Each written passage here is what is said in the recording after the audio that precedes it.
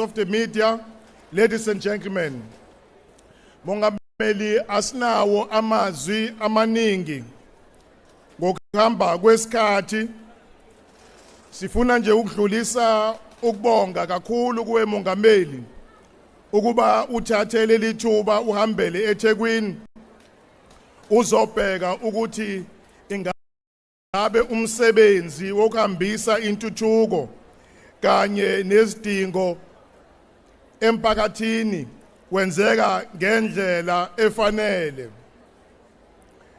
Mongameli wasiza kakhulu ngokuthi njengeTheku usiqoke ukuba sibe ngobokuqala ukwakha lolu hlelo lokusebenzisana ndawonye olubizwa nge-District Development Model elihlanganisa uhulumeni omkhulu kazwelonke oholo Mongameli nohulumeni weprovince kanye nohulumeni walapha esihlaleni emphakathini esikuwo.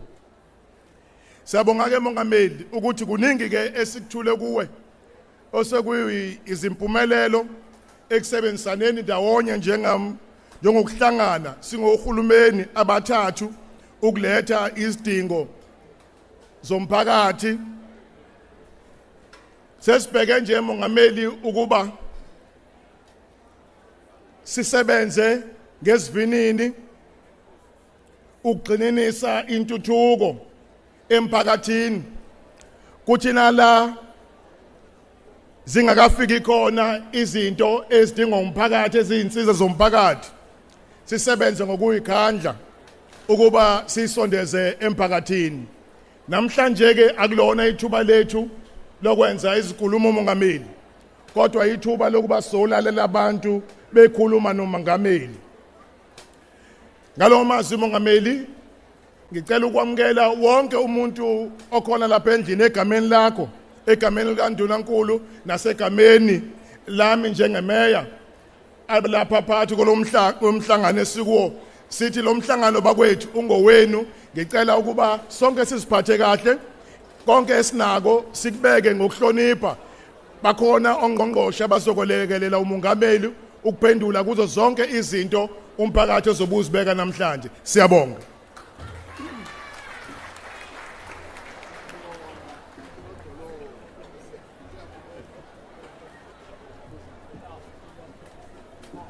Halala ngentuthuko, halala. Halala ngamathuba omsebenzi, halala. Phambili ngenhlonipho, phambili. Halala Mongameli, halala. Mhlonishwa uMongameli wezwe, mhlonishwa uRamaphosa. No ngqongqoshe bonke bakazwelonke abaphelezela uhulumeni kule Imbizo kaMongameli, mhlonishwa Ndunankulu wesifundazwe Mphemba nesigungu sakho, umhlonishwa imeya yaseThekwini ubaba uXaba, amakhosi asendlunkulu akhona, ikakhulukazi usihlalo wamakhosi kusifundazwe inkosi uShinga nenkosi uLthuli endaweni yenkosi lapho esikhona, abahlonishwa bonke abakhona kuleli thuba. Sicela ukuba ungqongqoshe wakwaKhokta kuzwelonke umhlonishwa uVF Hlabisa asondele akwazi ukusethulela inhloso nqangi yosuku lwanamhlanje. We request the Minister of Khokta, Mr. VF Hlabisa, to come forward to present the purpose of the day. Bulawayo.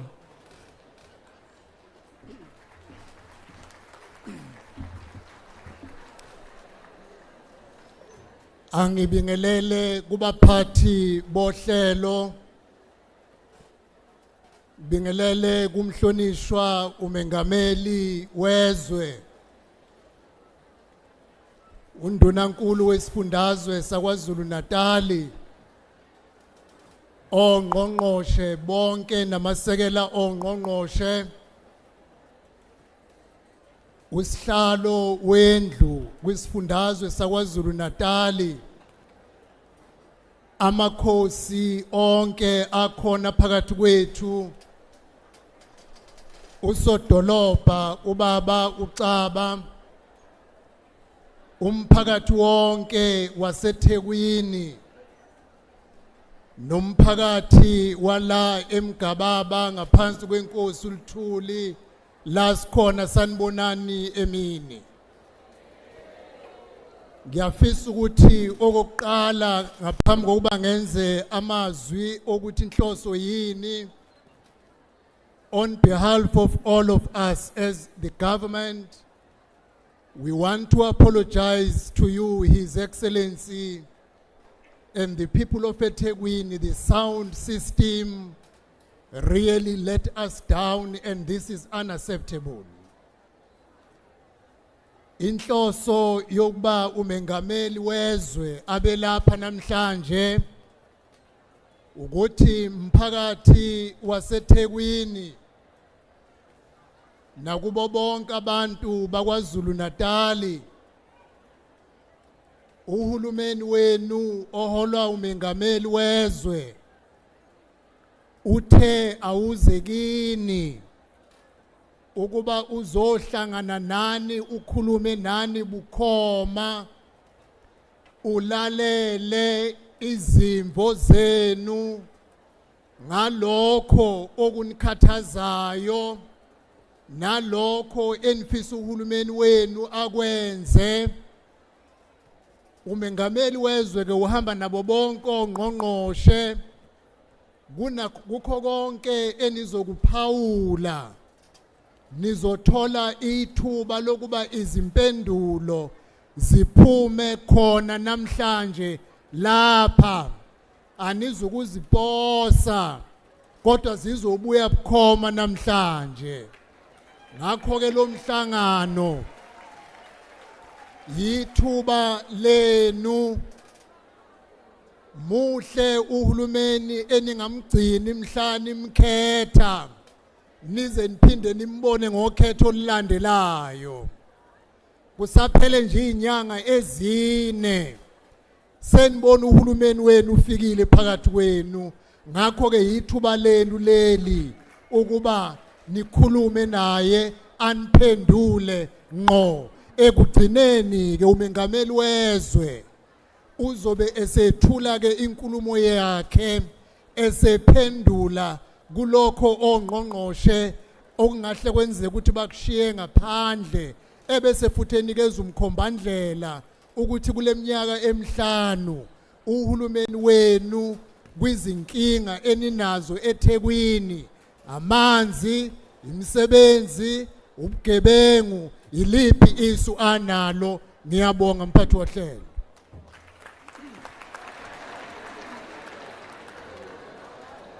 Sibonga kakhulu kumhlonishwa uhlabisa. Uma kukhona umuntu okhulumayo eduze kwakho vele umdonse ngengalo,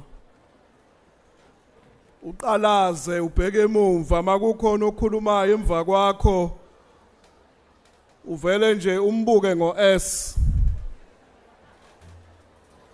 Uma kukhona okhulumayo phambi kwakho uvele umdonse ngentamo, ngoba useshilo umphathi wohlelo uzakwethu umhlonishwa uzikalala ukuthi leli yithuba lokuthi umongameli ezolalela lokho enifisa ukuthi nikusho kuye. Akazunikuzwa umongameli uma kuthi kusaqhubeka uhlelo kukhona abantu abakhulumayo, kukhona abantu abayaluzayo. Ngiyacela ke amamashala sisize nabaholi basize sizothe silalele silinde ithuba esizonikwa lona ukuthi nathi siphawule. Ngiyacela ke ukuthi umsindo uthule nalabo abalokhu behla benyuka bahlale phansi.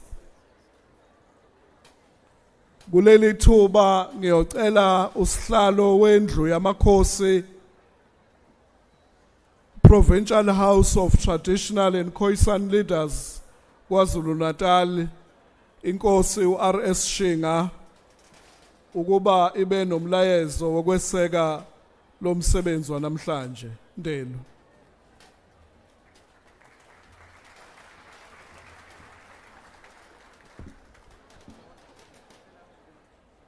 Angibonge kakhulu baphathi bohlelo soalisa nakuwe Khuzeni. Ngibingelele ngokuhloniphekile umongameli wezwe lakithi ubaba CM Ramaphosa. Bingelele undunankulu wesifundazwe sakithi. Bingelele ominister bonke abakhona kanye nabo deputy minister, members of executive council ezikhona phakathi kwethu, imeya yeTheku uShwabade okhona phakathi kwethu, usekela sihlalo wendlu kazwelonke okhona phakathi kwethu inkosi uMavuso nosekela sihlalo wendlu yesifundazwe inkosi uJobe kanye namakhosi wonke akhona. Ngikhuleka kakhulu enkosini yalapho sikhona inkosi uMandlanduna, amakhansela akhona phakathi kwethu, ODDG OHOD abakhona, ibona bonke abakhona, umphakathi wonke walapha eThekwini, Umgababa namaphethelo sanibonani. Leli thuba liyintokozo enkulu kithina njengabaholi bomdabu ukuthi sibe khona emcimbini noma emhlanganweni onjengalona oyimbizo kamongameli.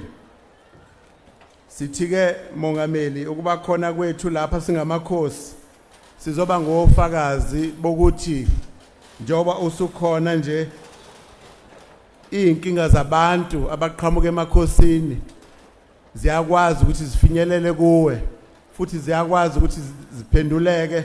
Useshilo obulawayo phambi kwethu ukuthi inkinga zingase zixazululeke khona namhlanje. Ngeke ke sikiyeke ukuthi siyawubona umsebenzi uhulumeni awenzayo phakathi kwesifundazwe sakithi KwaZulu-Natal.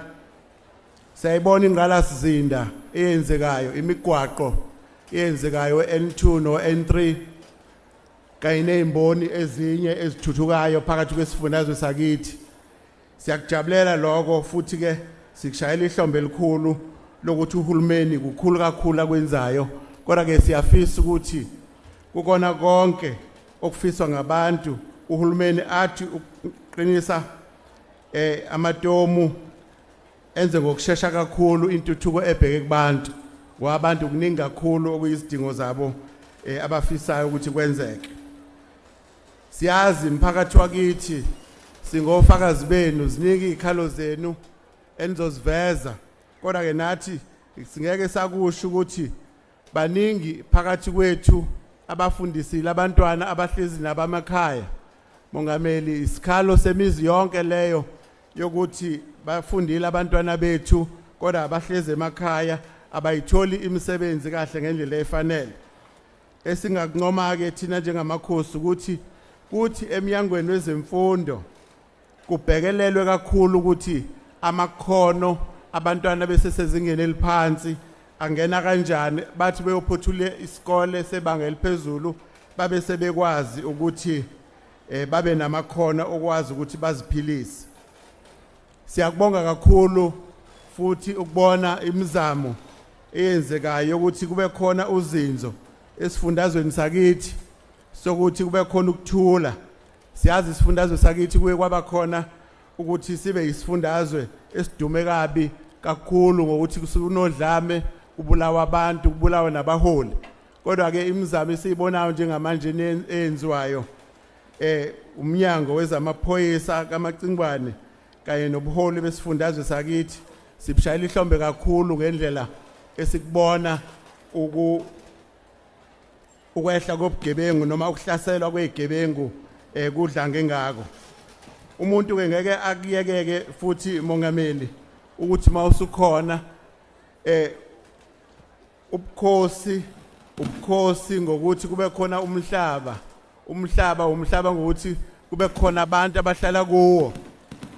Siyokujabulela ke futhi ukuthi nomhlaba kufanele ubuyele kubantu, ubuyele ngendlela esheshayo ngoba sesiside kakhulu isikhathi umhlaba ungabuyele kubanikazi bawo, ngoba lokho kuhambisana nalokuthi umnotho wesifundazwe sakithi ukwazi ukuthi ukhule ngendlela efanele.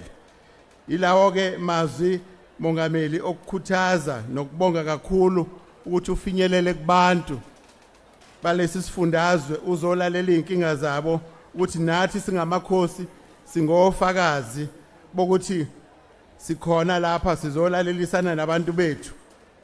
Uma ke umuntu esephetha akasho futhi ukuthi njengamakhosi sizivulile izandla ekutheni ngaso sonke isikhathi intuthuko ebheke emphakathini wakithi siyohlala njalo ngaso sonke isikhathi sizivulile izandla sokuthi sisebenzisane nomphakathi wakithi kanye nohulumeni wakithi, ngoba inkantolo lezi uhulumeni azakhile sizivulile ekutheni zonke izidingo zomphakathi zikwazi ukuthi zenzekele khona, abantu bangahamba amabanga amade baye emadolobheni baye nalapho izinsiza zikhona.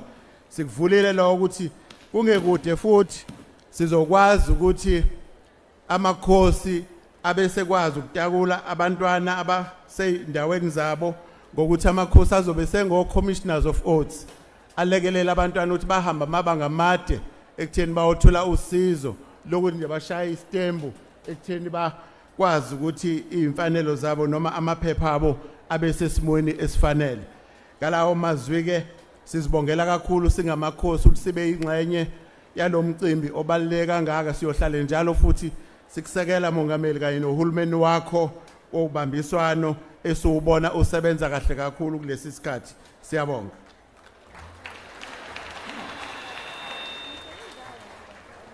Sibonge kakhulu inkosi uShinga ngamazwi okweseka.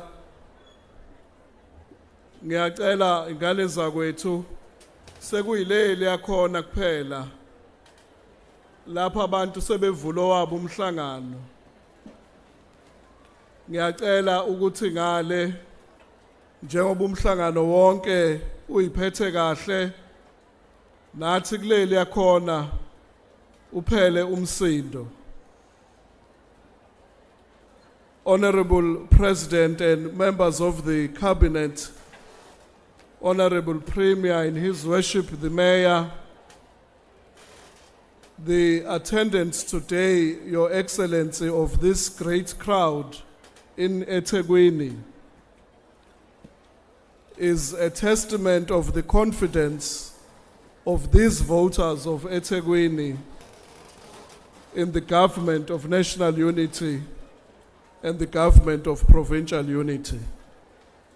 And therefore it gives me great pleasure at this point to request the Premier of our province, the Honorable Thamsanqa Ntuli, to come forward and give his remarks as the leader of KwaZulu-Natal. Ngicela samukele umhlonishwa undunankulu kehlombe, umhlonishwa uMphemba.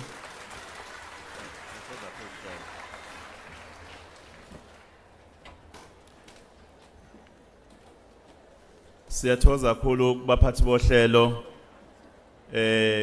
uDeputy Minister uZikalala nomhlonishwa uMEC uReverend Ebteles, umhlonishwa umongameli wezwe umhlonishwa uRamaphosa, amakhosi asendlunkulu ikakhulukazi inkosi ehola indlu yobuholi bomdabu namakhoyisana la esifundazweni inkosi uShinga, abahlonishwa ongqongqoshe abakhona ikakhulukazi ungqongqoshe VF Hlabisa okuyena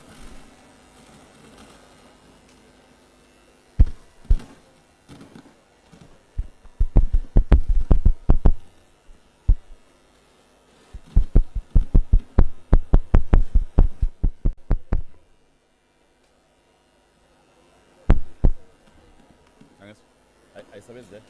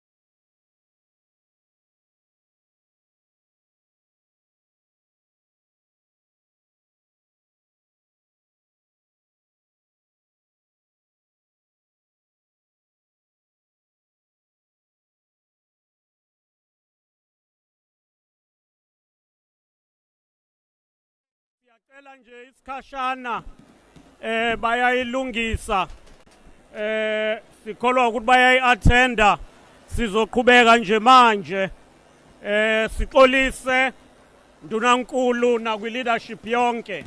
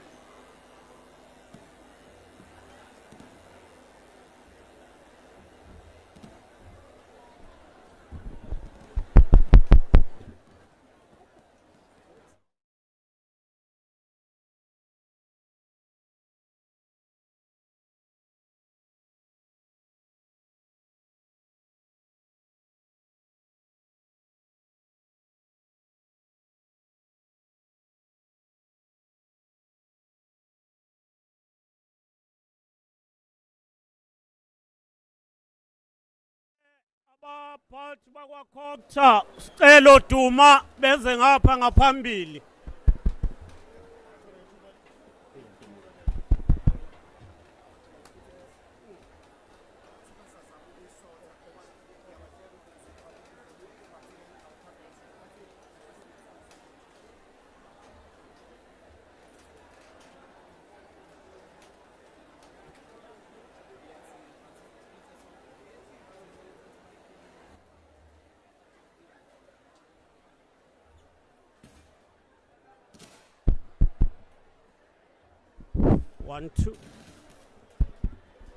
One, two.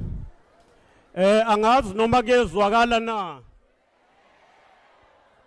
Siyabonga ke ngicela bakwethu uqala la ngokuxolisa. Siyezwa ukuthi at least ngapha kungconywana ukuzwakala. Kodwa engathi isound ayifinyeleli kahle ngapha. And ngiyafisa ukuthi sixolise kulokho. Sizozama ukuthi balokho be-improve.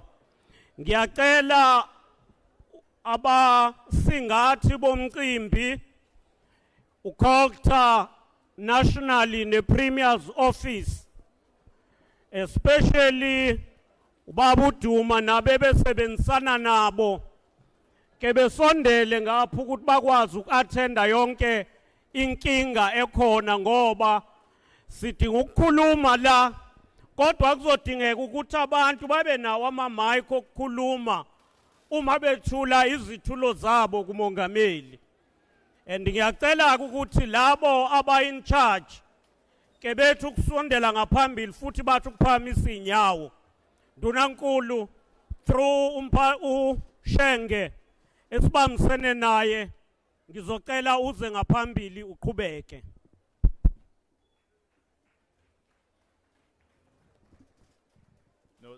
Thank you. Angazi ngathi akusezwakali mase sekezwakala. Thank you very much. Ngcono ngizobamba kanjena nami. Bengisibingelela ke sekuphelile futhi.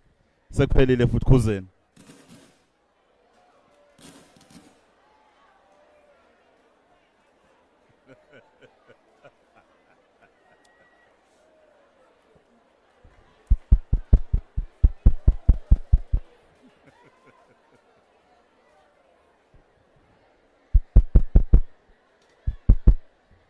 Hello, hello, hello.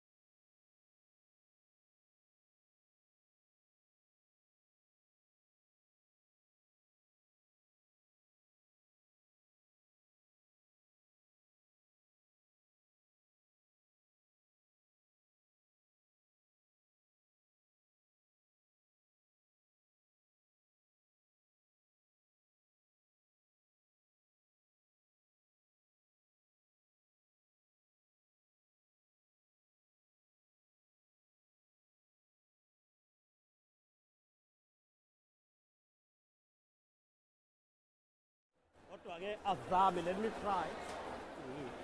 1 2. Lo hulumeni ungowethu. Usengowethu ngempela. Usithuthukisa sonke. Elele. Lo hulumeni ungowethu. Usengowethu ngempela. Usithuthukisa sonke.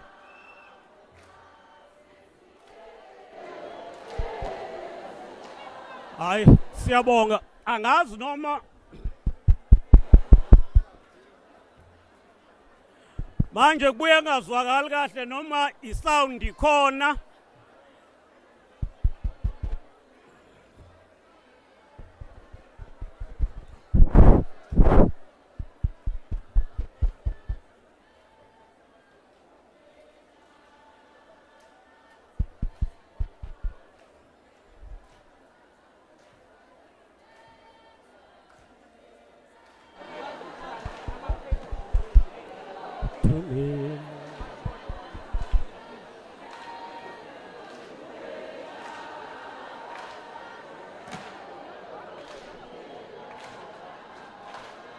One, two.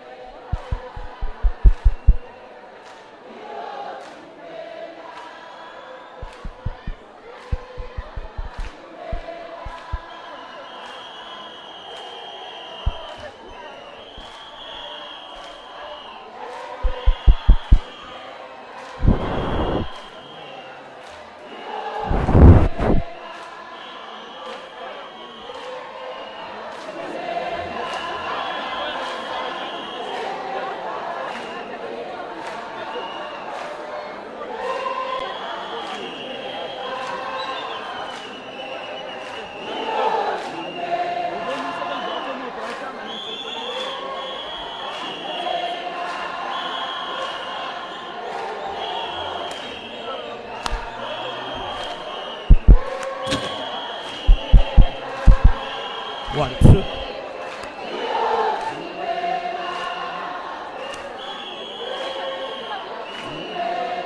One, two. Usatumela, ela. Siyabonga. Siyabonga.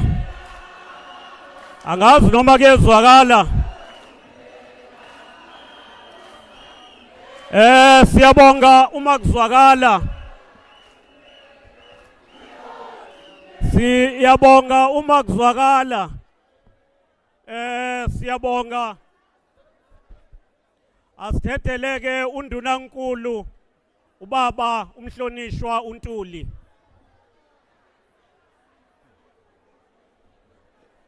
Angazi ke noma izophinda yenze njalo. Ngayibambi. Cha ngiyathokoza kakhulu.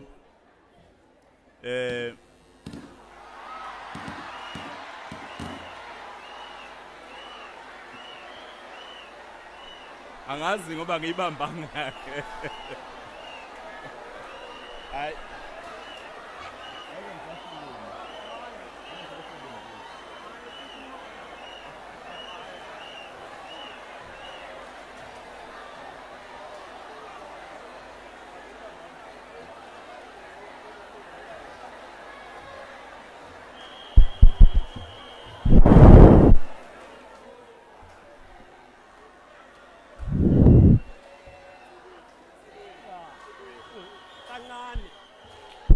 Angazi noma siyazwakala yini. Ake sime ngengoma. ake sime ngengoma ngazi noma siyezwakala na.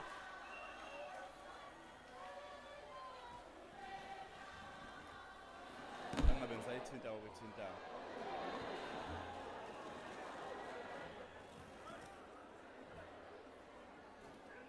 Ngiyathokoza kakhulu kumhlonishwa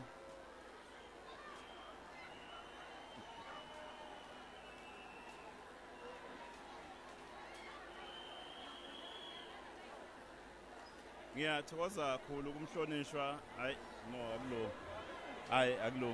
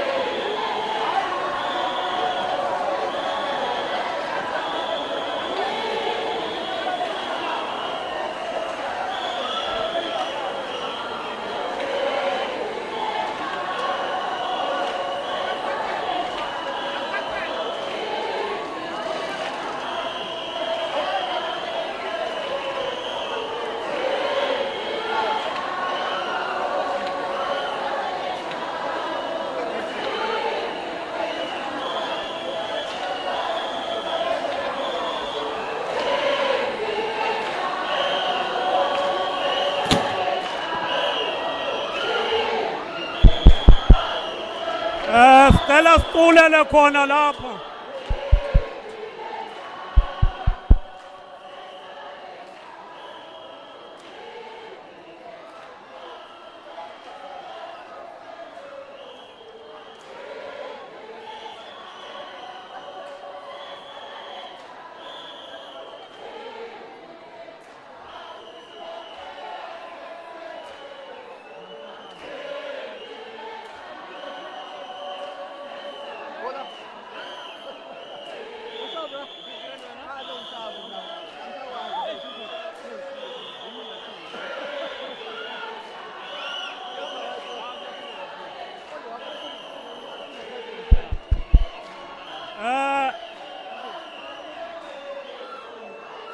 Hayi siyacela.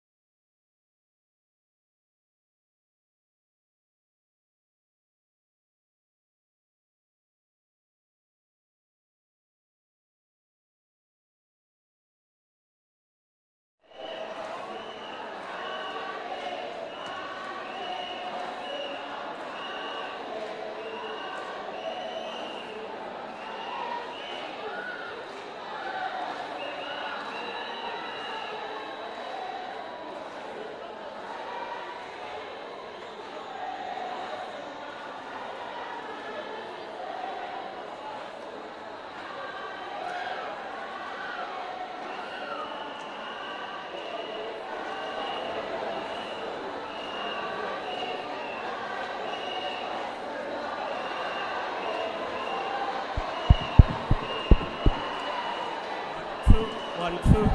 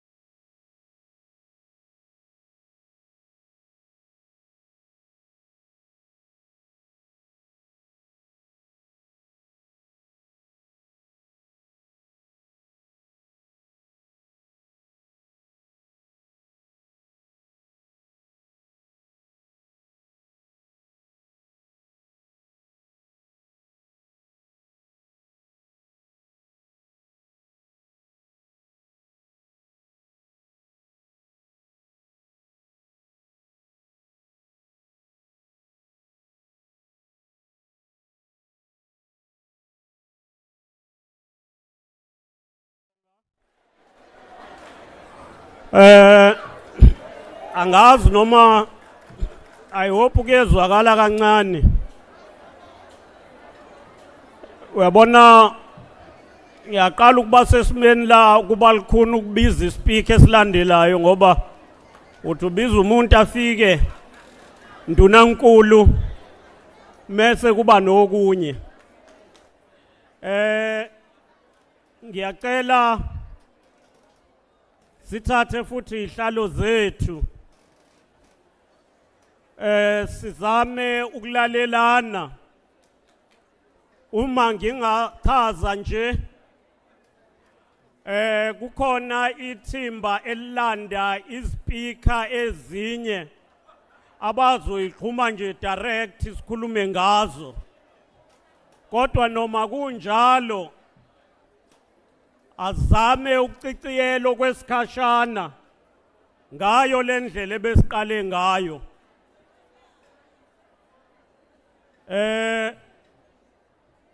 Ushenge ubesithulele undunankulu waKwaZulu-Natal umhlonishwa ubaba uNtuli. Nguyena ngifuna ukuxolisa nje Mphemba ngoba lokhu kwenzeka ngesikhathi kudinga ukukhulume.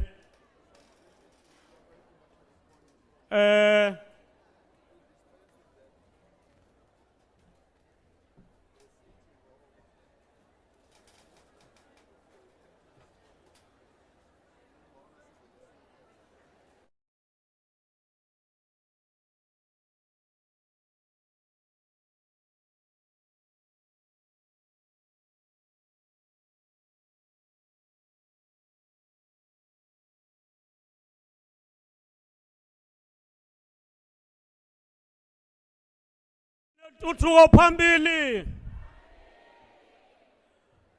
Ngicela siqhubeke ngalendlela umongameli nondunankulu basinika iseluleko esithi ngoba undunankulu uzoba ingxenye yalabo abaphendulayo later. Asithathe ukuthi singene kulolu hlelo lokuthatha imbono yabantu. Sizwe ukuthi abantu balapha eThekwini especially eningizimu neTheku bathini. Now ngicela sivumelane ke ngohlelo lwalokho. Uma besingaba kahle ngabe besovulela mhlawumbe iningi likhulume. Kodwa ngenxa yesimo sizothatha nje ngokwama group ambalwa ngokokuhlala kwethu. Ngizocela ukuthatha abantu nje abathathu lapha. Bese manaka sikaphakamisa bafowethu nodadewethu. Bazoba nje bathathu lapha. Babe bathathu la. Babe bathathu la. Nomunye u3 la oya ngale. Shuthi 3 6 9, 12, then 15. So qala kanjalo. Na kuzodetermine ke isikhathi nesimo. Uma kwenzeka ngabuye sithi asithatha abanye kodwa mangenzeki kuyobe sesenze njani sesiphendula. Mese undunankulu nomongameli bakhulume nathi. Ngizocela futhi ukuthi ngigcizelele abantu esobathatha angibazi. So uma ngikubiza ngithi unumber 1 ungasho ukuthi ngikubukela phansi angikubizi ngegama.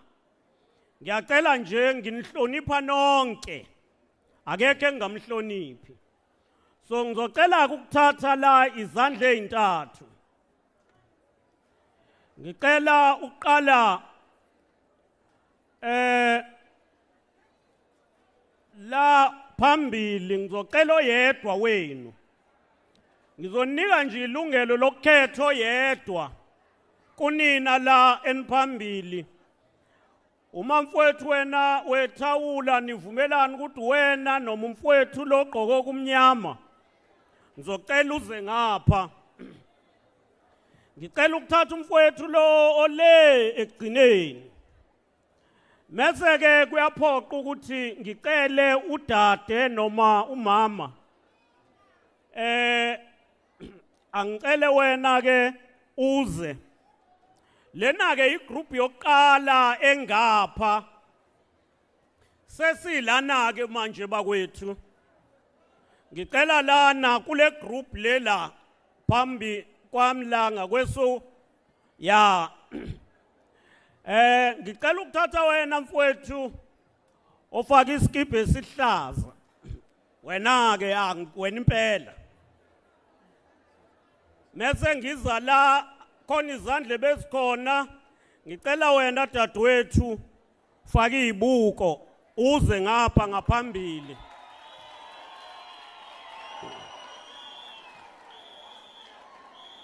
Mase ngicela nanga umama lapha ya. Yebo ke mama iza ngaphambili. Uyabona ke wena mfowethu ubungaphambili kadadewethu lo weskipa. So asilandelaneni ngendlela ebengibize ngayo. Sengicela ke ukuza la. Masiza la ngiyabuka njalo nabantu abangapha ukuthi babalance kahle ngokwegender. Angicela mfowethu uze ngapha. Yebo wena impela. Mama ngiyacela uze. Izake baba. Kodwa yiza kulungile. Ngicela wena mfowethu lapho weskipa esibovu netop emnyama. Ngiyacela uze ngapha. Ngizocela ke ukuya lapha ya. Ngicela sehlise manje ngapha. Ngiyacela nje kahle. Ngicela ukuya lapha ya. Manje angazi lo yambala noma yabona umuntu umbalo yelo. Manje kuba sengathi uvusela abantu inhliziyo ezibhlungu ikafonile.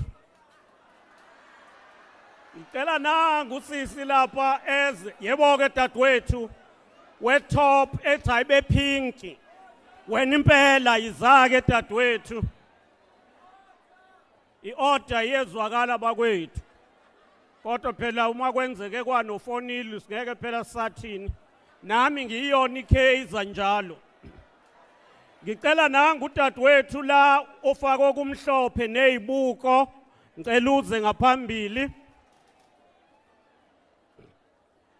Mese sicele wena dadewethu ophakamise lapha ya. Sicele khona ophakamisile lapha ya oneduku neskipa esiyelo. Yebo ke. Ngicela ke ukuthatha wena lapho ophakamise izandla ezimbili. Nawe ophakamise ngathi ugrey. Yebo izani ke. Ngiyabonga ke bakwethu. Ngicela nje ukunibonga ukuthi okwamanje hayi akubanga kubi ukubangisana ngokuthi kukhuluma bani. Now umbhobho awukho. Manje indlela ke sokhuluma ngayo ukuthi kuzoza abantu abathathu. Uma bedlula la bazoza straight bazoma nami noShenge la.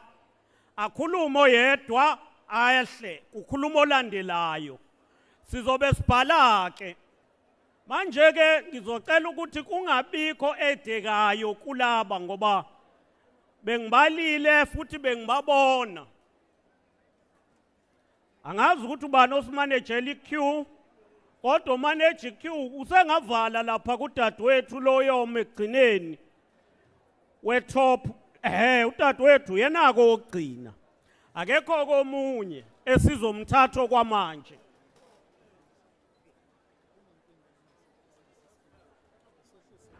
Siyabonga. Ngizocela ukwehlisa isystem ngiyibeke la nikhulumele lapho ke.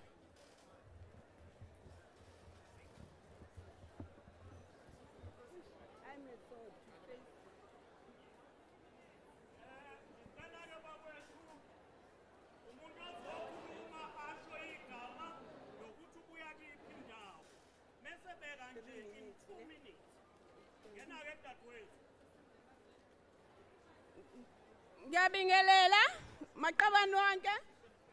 Ngicela ukubingelela upresident wethu, bingelela nomkhandlu wonke namakhosi. Mina nguLindiwe waDlamini ngiphuma eMlazi ku Ward 78 kubaba uMnomiya. Ngizela mayelana nama reports asihlezi siwafaka kubaba khansela. Ukhansela wethu siyawafaka ama reports. Sinenkinga yemizi oforum abasemanzini ubusika nehlobo. Ukhansela wethu siyamtshela athi udlulisela phambili inkinga yakhe uthene naye into angayenza ngaphandle kokuthi umasipala mayingenzi lutho naye akazi ukuthi uzokwenzani. Okwesibili inkinga esinayo umfula ongenele emzini abantu imizi yaphela kwaze kwaba ukuthi ane basale bengenamizi bahlala Dengwane. Abanye babhidlikelwa imvula kwaze kwashona umuntu umntwana omncane umasipala awenza ngalutho namanje sisahleli silinde imaterial. Siyacela ukuthi umasipala mawusize. Sicela uphinde ungenelele uze kaEle ezimangweni. Ubugebengu buningi abantu bangena ngo2 ekseni bakhahlela icapha. Asinenkinga yomuntu ukuthi ene-order izinsimbi masithi siyahamba so report emapha.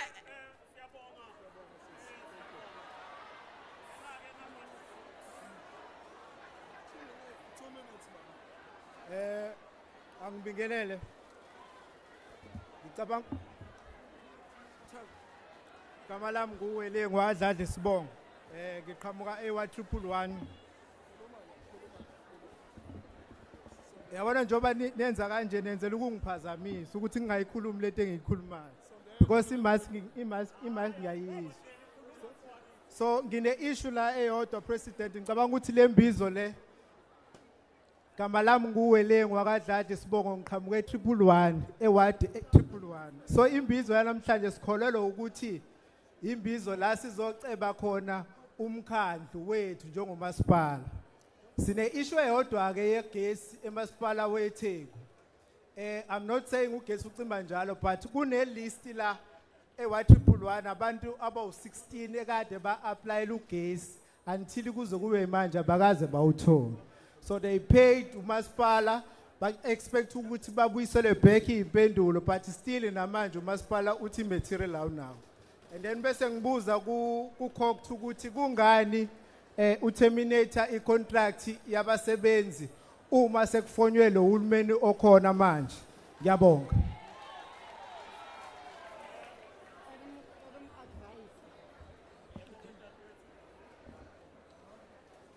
Asibonge sibingelele wonke umuntu okhona ngokwe protocol. Miss noma Rashia Caluza, a teacher and the leader of a union, the South African Democratic Teachers Union. La,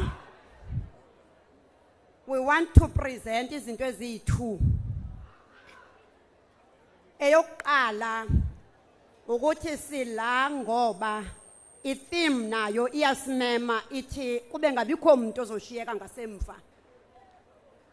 We want to say our schools must not be left behind. And we're talking about the schools of the working class children that today as we speak here, they've not received the financial allocations or norms and standards. And they are no fee-paying schools. Uma ngaba ke kuthiwa imfundo izoba mahala, and imfundo ilona thuluzi that can be used to empower and develop abantu. Laba bala KwaZulu-Natal uma ngaba ama norms and standards engakhokhwanga kuzofundwa kanjani. Si raise ke lento knowing very well ukuthi isilwane esikhulu esisibeka la sikhona are these austerity measures, the budget cuts, and then we're asking this question. If you cut the budget of our education, but in the constitution you still declare it as a basic human right, kuzoyiwaphi? Okwesibili, njengoba siku 2024 just celebrated the democracy to 30 years. Part of what the constitution says is that it does recognize the injustices of the past. And we are saying, if we are committed to that, why, President, are you taking back those 2 clauses of the Bella Bill? Because those two clauses are meant to address some of the injustices as well as the inequalities esizibonayo ziqhubeka. Akuqashwe ama security ezikolweni, othisha bayarojwa bayakhuthuzwa. Akuqashwe ama clerk, umasipala akehlisa ugesi, indlela achacha ngayo izikolo ukuze kwazi baqhubekwe. Uma ngabe inga-addresswa lento, it's gonna be difficult ukubhala ama internal examinations. From here, we go back to the picket line until all these demands are met, and we call for the respect of the authorities. If Bella Bill has been signed, and we are shocked and disappointed that someone decided to abandon that ceremony. And no one will call for it discipline, Gutina, no respect, Gutina, if you can't respect the office and the person that appointed you. Thank you.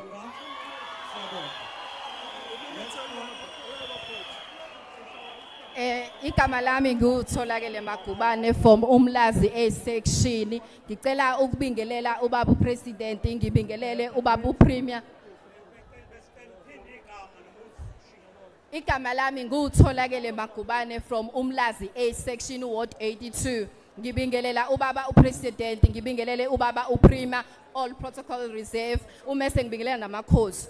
Okay, mina okokuqala engizokubonga, ngizocela ukubonga ubaba upremier, ngithe ngifunda eMangosuthu ngaphansi kweMoses Kotane Institute, nginenkinga ye-laptop, wanginikeza i-laptop ngakwazi ukuphasa njengoba bengifuna. Ngiphinde futhi ngicela ukubonga ubaba uDuma, wathatha omama abawu6 abahluphekayo wafanda iproject yayo wasise hotela sadlala negalofu. Ngiphinde futhi ngicela ukubonga Ngipinde futhi ngicele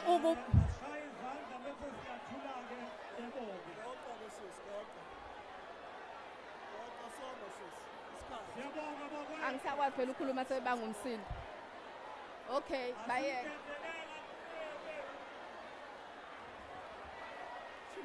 Sanibonani. Angibonge igama lami nguSithembele ngwaMpofana. Igama lami nguSithembele wakaMpofana. Ngiqhamuka eWard 78. Mina into yami iqonde ngqo kuPresident. Mr President, njengamanje sinenkinga eSouth Africa.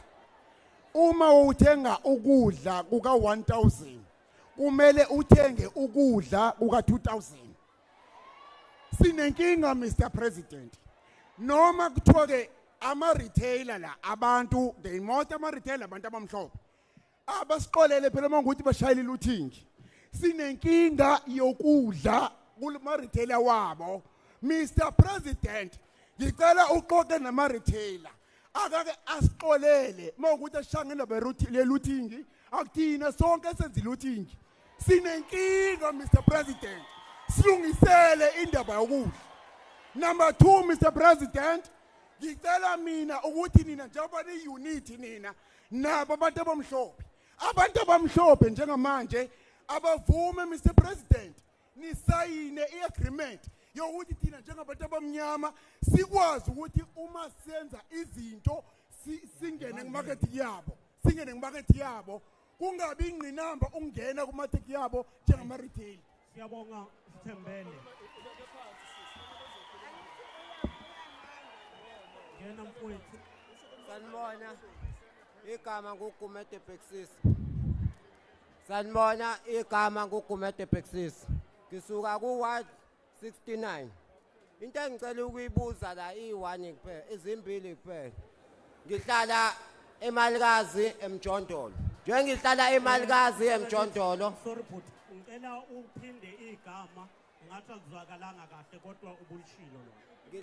Igama uBexisa Gumede. Uhlala eMalikazi. So ngihlala eMjondolo. Ngalendlela ekuhlungu ngento eyodwa ngobani indawo engihlala kuyona, indawo engiphanta kuyona njengoba ngike eMjondolo. Akekho okwazi ukusinakekela ngobani kuyanetha imvula amanzi angena ngaphakathi. Sinenkinga amanzi angena endlini thina ngaphakathi imigaqo uyabheda ukushona ukuthi umgaqo kufana ukuthi isemakhaya. Uzongitshena ngogesi, ugesi uyakwazi isho ukuhlala isho noma isonto ungenawo. Okunye okuhlungu ingane zethu ziyalamba ngenxa yani ukudodi ugcwele umgaqo amasela abamba ingane everyday inkunzi. Umdodi akekho umuntu ofikayo ozocosha udodi emgaqweni. Nani nododi ugcwele. Thank you. Thank you. Olandelayo dadewethu. Sanibonani igama lami uSiphe Sihle. Ngiyacela bakwethu ukuthi sehlise umsindo ukuze sizwe. All right. Sanibonani igama lami uSiphe Sihle Mia from Ward 98 khona la eMgababa.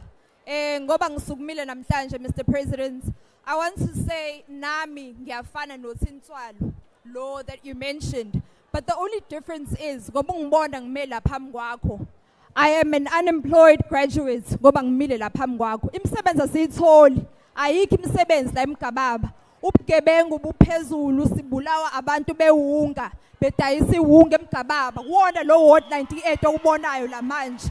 Ngoba ubuka nje sila ePhawa, ubuka la ngaphesheya to the south. Imizi wile idilikile imvula, abantu bakhe duze kolwandle.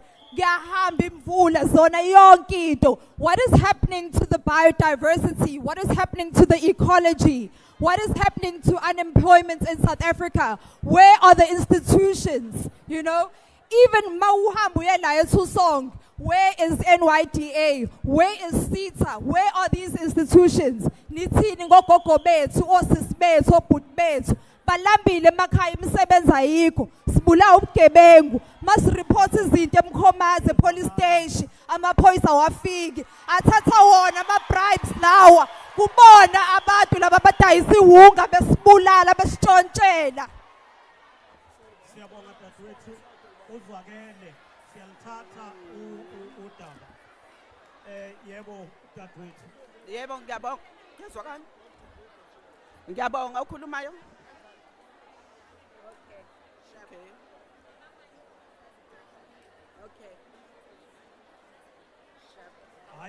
Ngiyabingelela okhulumayo uMamthoko Ndlovu ophuma eMlazi ku Ward 79 kwesika babucela. La ngiqondise kuwena baba mongameli baba wethu. Sinenkinga su EPWP saphelelwa umsebenzi. Sesisebenza iminyaka e10 siyitoho. Satshelwa ngolesihlanu kuzoba umsomluko kwathiwa niyagcina. Sicela baba ungenelele kuleyo nto kumanje silambile nezingane zethu. asazi ukuthi sidlani. eSouth Africa angazi ukuthi kwenzakaleni ukuthi ungabamba itoho iminyaka ewu10 ubuye uphele lo msebenzi uthi uphele lo msebenzi uyabona kuqashwa abanye abantu. Siyacela besidlalo masingwabisane senza yonke into namhlanje asikwazi ukhokha masishonelwa imndeni yethu asazi soyenze njani. Siyacela baba ungenelele sibuyele emsebenzini usebenze futhi lapha kumasipala weTheku konakele baba kakhulu. Sicela ungenelele ubugebengu obukhona lapha kuphele ukuze sikwazi ukuqhubeka sivote kahle.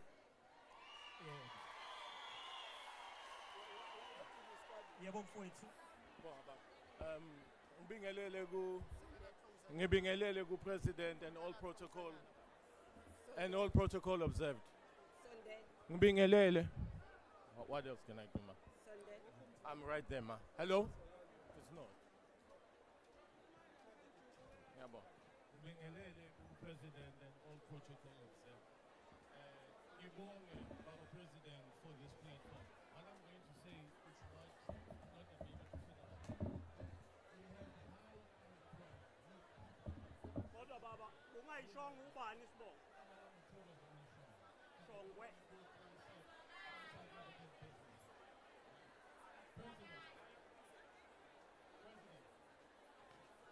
Yebo ngaqhuba shongo.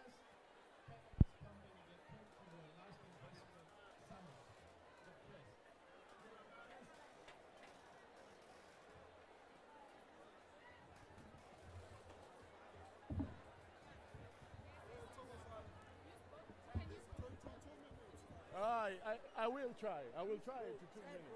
Hello? Hello? Okay. President, there's a saying, ask not what your country can do for you, but what you do. We're not looking for handouts. Small businesses are the ones we're supposed to help to generate and innovate and create job opportunities. I'm glad the Premier is there. You know what the problem is? You know what the problem is? We can never get through to our officials. Please speak to And this so mic. we call them, not in a bad way. Within the cannabis space, at Dubai Trade Port, you said cannabis is open. They can't hear. We don't even have South African seats. Or whatever. This mic, please use this mic. Sure. Can you hear me, Babu President? Okay. Use both. Oh. Use both. Use both mics.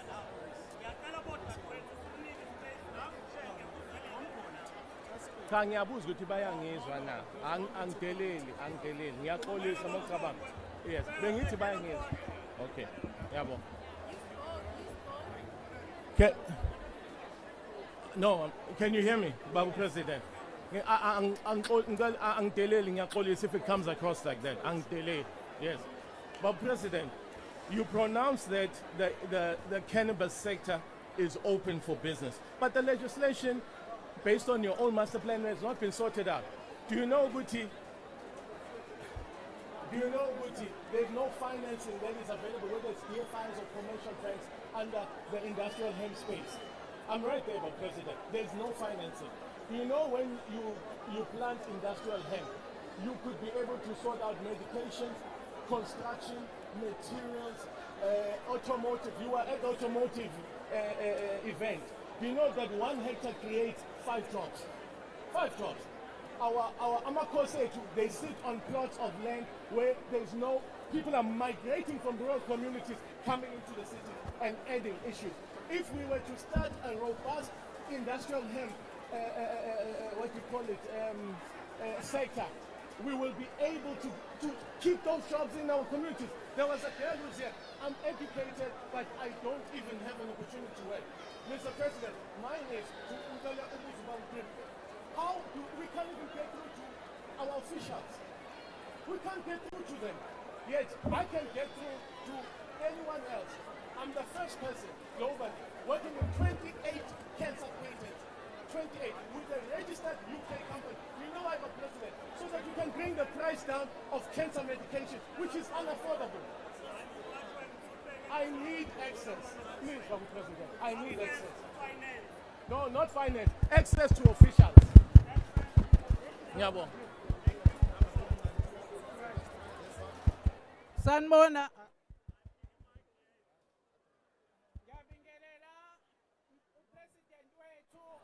kwenu uzodwa Myeza area 24 Umgababa. Into engifuna ukuyizwa upresident wethu siyajabula ukuthi ulana. Ubani okumele ngempela athole ama-RDP, izindlu zama-RDP house. Ngoba lapha ekhaya it's been more than 20 years asithole RDP house. And okunye imigaqo ayilungile imigaqo laphana ubukhosini avenue. Okunye ingane zethu azwathola amathuba omsebenzi.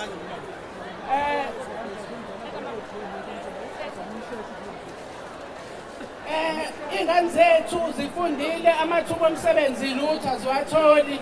Ngikhuluma nje kumanje indlu yasekhaya iyawa singasuthola ilokuzana RDP house.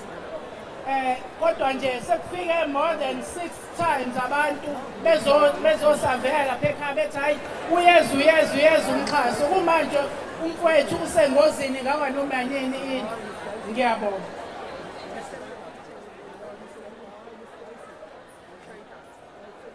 Ngiyabingelela umfundisi uThula Mkhwanasi. Zimbili indaba zami engithanda ukusikhuluma. Ngisuka lapha ka Ward 84 Umlazi ngaphansi kwekhansela umsizi Mabaso AABBCC neNgonyameni.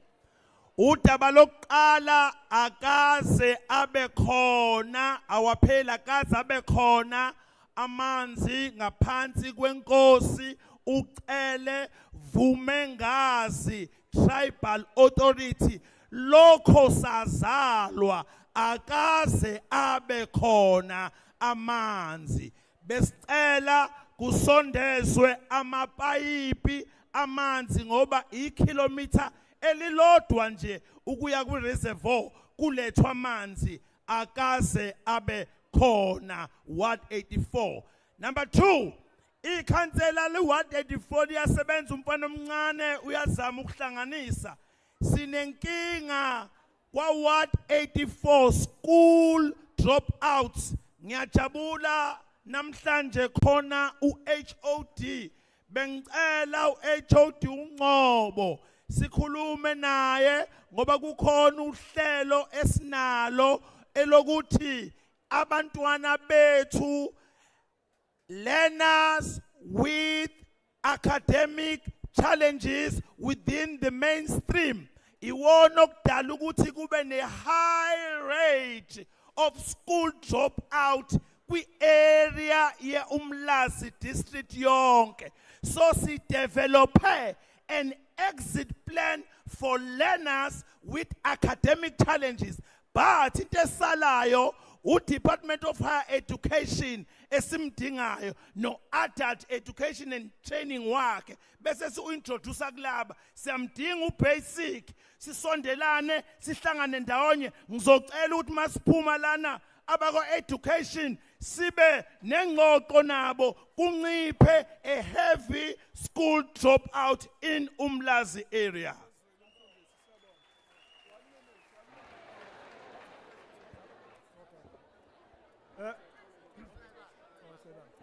Asibingelele kumongameli uMatamela nethimba lakhe. Usithembiso akahlophe ngokuhlala ngihlala khona la eWard 98. Ophinda abe yilunga la Umlazi district ku National Association of School Governing Bodies. Baba umongameli i-7th administration ibuka isiletha down. I'm sorry to say this, but baba umongameli udadewethu ke wayi-highlighter before kube i-disgrace ukuthi kusayinwa in landmark bill i-Bella bill uminister waka-education ayi-boycott kahle it's like she was spitting on the flag yes, but ke umongameli seem to be not taking any action. Mengameli iy'kole zethu it's the only public institutions angenawo ama-security guards aqashiwe ukuthi ayigadi, and iy'kole zethu ziyavandalizwa and kulindele ukuthi kube imiphakathi eyigadayo, but wonke izakhiwo zikahulumeni zinabantu abaqashela ukuthi bayigadi. Lasi okunye mengameli angazi ngoba uhulumeni wethu uyi-unitary government ukuthi kuza kanjani ukuthi kube khona iy'kole ekuthiwa ziyavalwa zivalwa ngoba kuthiwa amanzi nogesi aziwakhokhele, whereas amanzi nogesi ama-services kahulumeni. So mhlawumbe siyacela ukuthi uhulumeni uhambe ufike uthi get i-house yakhe in order and align lento because kubukeka kuyi-mismatch and insult kubantu. Lastly, Mengameli, la i-KZN sine-challenge enkulu. I-challenge esibhekene nayo la i-KZN, one, iy'kole zethu are expected ukuthi is-operate without i-funding eqhamuka kahulumeni in form of ama-norms and standards.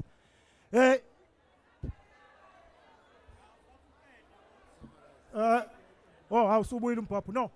Mhlawumbe Mengameli, umuntu in closing siyacela ukuthi usi-attendele leyo nto urgently. Siyabonga.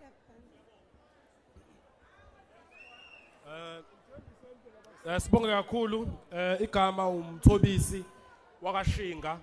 Mhlawumbe ngiqale ngibingelele kwabakhona ngaphambili ngokukhethelekile, sibingelele inkosi yakwashinga, sibingelele umongameli ngaphambili nazo zonke izikhulu ezikhona lapha phakathi kwethu.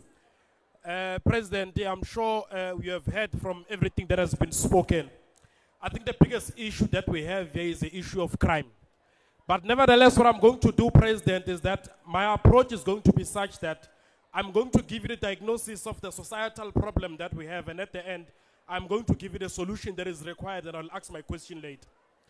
President, the problem that we have in South Africa is that people are unemployed. That is why the crime rate in South Africa is so high.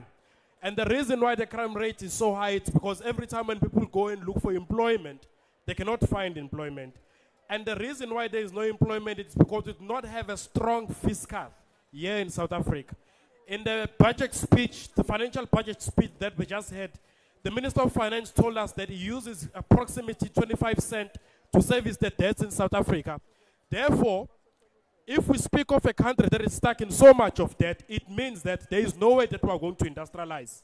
Now, what is needed here in South Africa, President, is that we need to industrialize. Now, if we industrialize for job creation, we cannot industrialize on the air. You need the land. Now, in the process of us acquiring the land, what is it that we are going to do? Your conference president of Nasrec in the ANC spoke about the expropriation of land without compensation. I want to check with you, President, and also the Minister of Land Reform is here as well, Umgababa PAC.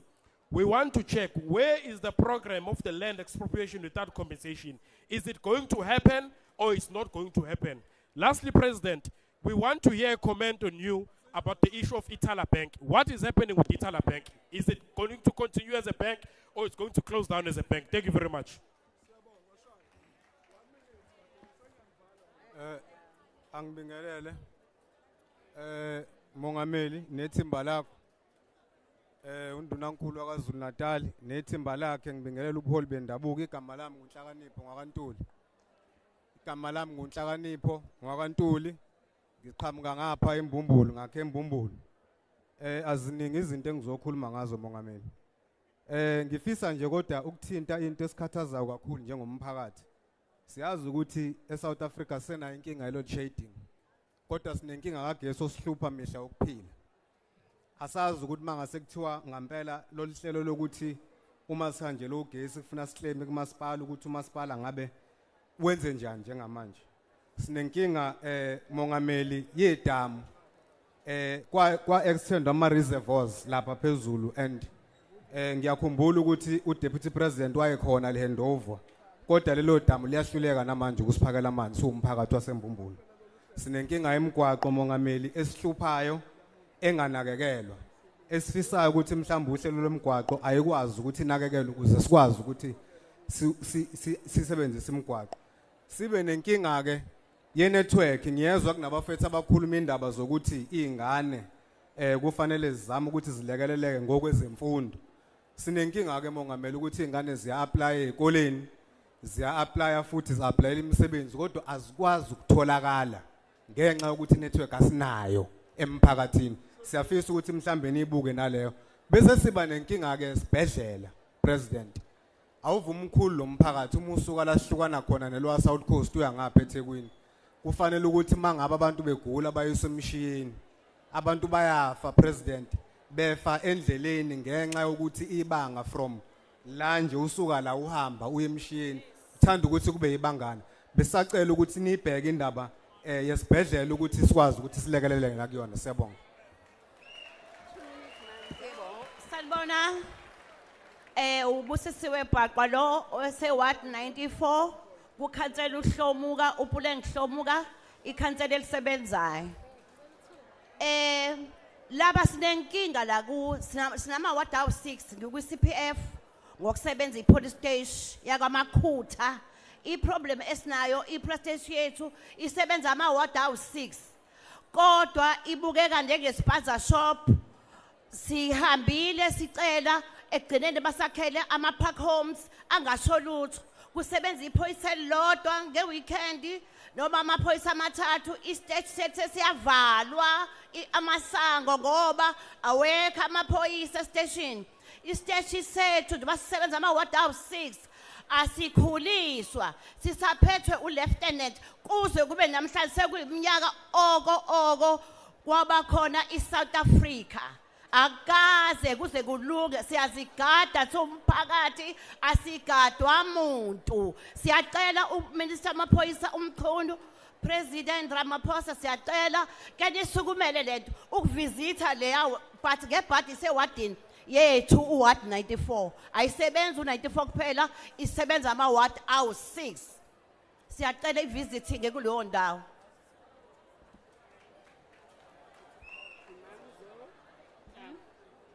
Bonita. Ngibingelele umongameli wethu. Ngokukhethekile ngibingelele nomphakathi. Ngicele umongameli nje kakhulukazi mhlambe angasisiza. Igama lami nguNokulunga Ziqubu khona la eWard 98 khona la ePower eHlanzeni. Sinenkinga baba president la enkulu futhi sebekhulumile ngezinto eziningi zaka education. U-education ngendlela athatheka ngayo angazi indaba ngoba ukhe-education ukhipha unesi ukhipha lawyer ukhipha unjiniyela ukhipha yonke into kodwa manje ngendlela okwenzeka ngayo sibuka indlela sesihlale ngayo emakhaya sama graduate sihlale iminyaka close to 10 manje sileke siba-apply angalungi siya-apply akulungi sesibuya phakathi saba ama-substitutes phakathi siyama-substitutes kuthiwe i-contract terminate-iwe sihlele emakhaya kodwa sishiye ingane engenamuntu emaklasini. Imfundo enjani kuzoba ney'ngane eziwu-84 eziphethwe uthisha oyedwa eklasini. Siphumile thina sayishiya ingane siyishiyile siyama-substitutes singenamuntu emaklasini ngoba kuthiwani imali ayikho kodwa ikhona imali yo-350. Uzowenzani umuntu u-350? Anikwe ngani umuntu 1300 kuno-350 enimnikeza wona? Uzowenzani u-350? Ngibuye futhi ngize la ukuthi ithini into yethu ngempela ngokuqasheka kwethu njengothisha bama-substitutes njengothisha bama-graduates akade bahlala. Ngicele futhi ukuthi ogogo impesheni yabo ibe ngomhla ka-5 ngobani baze bagule ogogo beboleka imali impesheni yabo ingakhokhwa ngesikhathi. Ikhona impesheni ekhokhwa ngomhla ka-5. Ngiyabonga.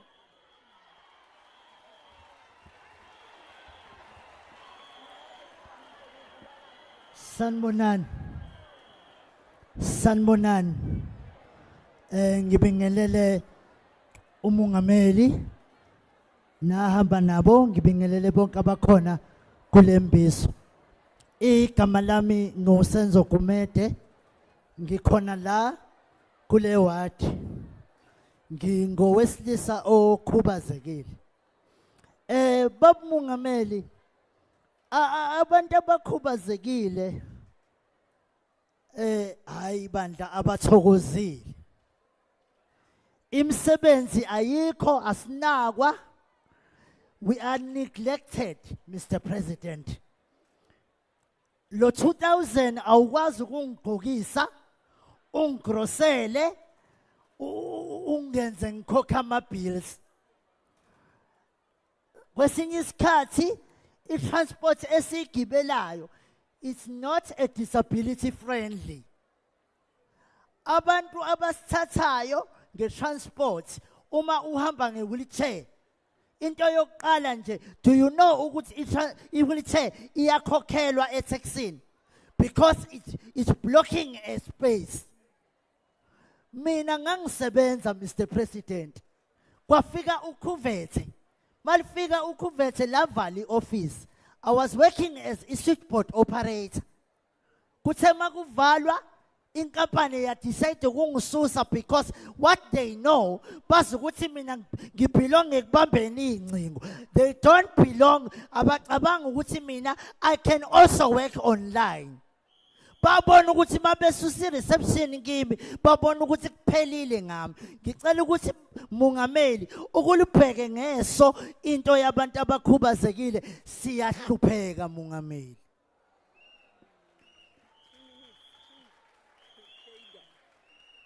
Sanibonani, igama lami nguGabisile Isibongo, ngingowakaNxumalo, ngiqhamuka khona la eWard 98.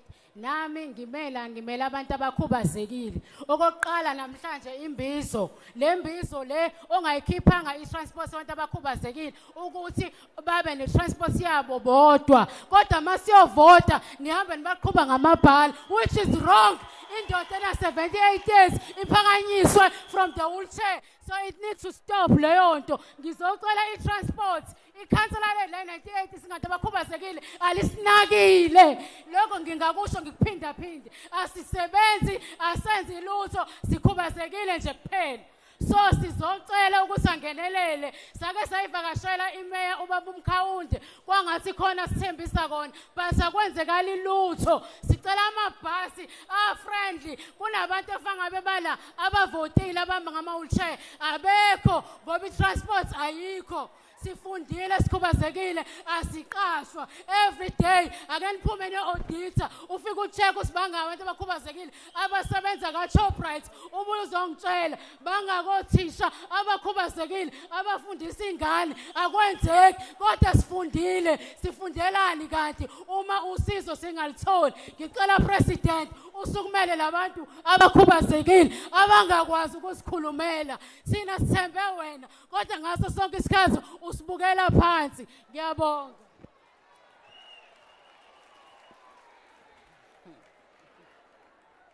Ngibingelele, ngibonga ukuthola ithuba. Igama lami nguSanelisiwe wakaMchunu Msomi. Ngisuka eWard 82 ngaphansi kobuholi bekhansela uSibusiso Cele. Ngiyazwakala? Mina okwami kuthathu nje kuphela. Okokuqala ngihlala kwaN ngasemenze esikoleni sakhelene noMango Suthu Highway. Sebephelile abantu bomphakathi beshayiswa zimoto. Sileze sicela ukuthi sicela ama speed humps noma sicela lento le egugisa amathayi ethi grigri mayham bekuhamba imoto. Siyacela lapha ya sifakelwe umuntu ozowelisa izingane zethu maziye esikoleni. Akekho umuntu owelisa izingane kepha khona umfana osemphakathini ovolontiyayo ekuthiwa uneliswa. Siyacela abhekeleleke naye noma ecishe washayiswa imoto ngomsombuluko. Bese kuzoba khona izikhukhula zango 2019 akaze ngenelelwe kuzona and abantu bayaxabana nathi balwa nathi nekhansela.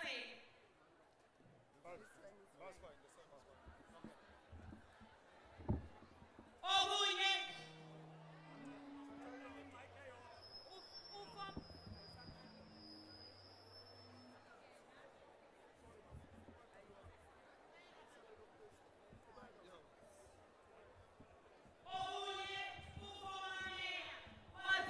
Imbizo laphaya eKingswellithini Stadium wasitshela ukuthi u182 uallocatele imixhaso eyi1000 bathi wasitshela sizoqala mhla ka1 June. Asikuboni kwenzeka lokho. Siyacela bandla ukuthi nathi indawo yethu ithatheleke phezulu. Kune-NS10 laphaya eyizakhiwo kuhlala lonke uhlobo labantu. Besicela ukuthi leyo ndawo ibhekeleleke ngoba isikole sithi indawo yazo. Mhlambe baba uMongameli mongasukumela phezulu nathi usithathele phezulu nathi ikhalazo zethu. Siyacela bandla ukusizakala. Ngiyabonga.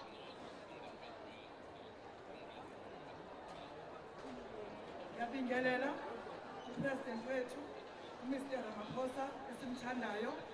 Ngibingelela nobuholi bonke ahamba nawo kunye nomphakathi namakhosi. Mina nguNtomfikile Mzamo osuka kuWard 76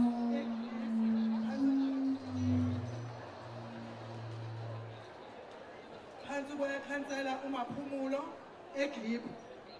Baba Ramaphosa thina esikhala ngako engikhala ngako indaba yomsebenzi. From 2008 sisebenza Kumakontraki afikayo kushintsha ubuso kungena okunye kushintsha ubuso kungena okunye kusukela ngo-2008 nangoku kusenzeka lokho. Into besiyicela kakhulu ukuyibuza ukuthi kanti thina sirejistwa nini ngoba mase kuphele lo msebenzi ukuthi mhlawumbe umuntu se-over age akasakwazi ukusebenza uphuma engenalutho engaphethe lutho ngoba vele umsebenzi wakhe umsebenzi ofuza ukuthi ubeke imali nalo mali engekho. Uhlule sokuthi uRamaphosa besimcela nesigungu sakhe saseThekwini ake sirejistwe ngoba into yayithi ngesikhathi singena thina ngo-2008 after 3 years sizophuma thina sizophushwa singene noma kwa-housing noma kwa-DS akaze kwenzeke kunalokho kuqashwa abantu sikhona kungena abantu abasha sikhona besizicelela ikakhulu nje ama-hostel esisebenza kunye nawo sinenkinga. Okwesibili baba besicela ukuthi ngesikhathi kuphushwa ama-contract ukuthi alungise njengoba khona izikhuphula ngo-2017 kwaphephuka izinto akake alandelelelwe thina siyaphephukelwa into eyenzekayo manje izindlu ekuhlala kuzona ziyavuza kulo nyaka last year bekade kwakhwa iholo yasegrip yayinenkinga manje nje bekhona izikhuphula ungathi ayikaze iqalwe nabantu abenkontrakt abafiki bazocheka ukuthi umsebenzi unjani sisenkingeni siyacela baba siyakunxusa siyasithoba phansi kobuso bakho ukuthi baba khawusibhekelele nathi ngiyabonga.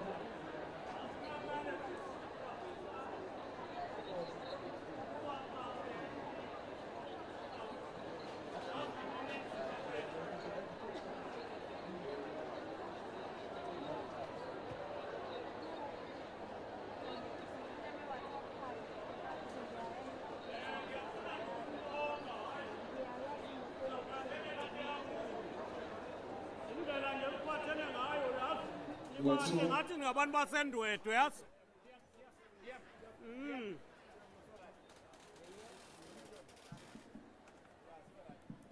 Siyabonga. Benginibonga nje indlela esiphathene kahle ngayo. Yazi indlela eniphethe kahle ngayo ngathi ningabasendwedwe. Asiqhubeke mfowethu uzoba ngo-21. Sanibona. Njani? Siyabonga. President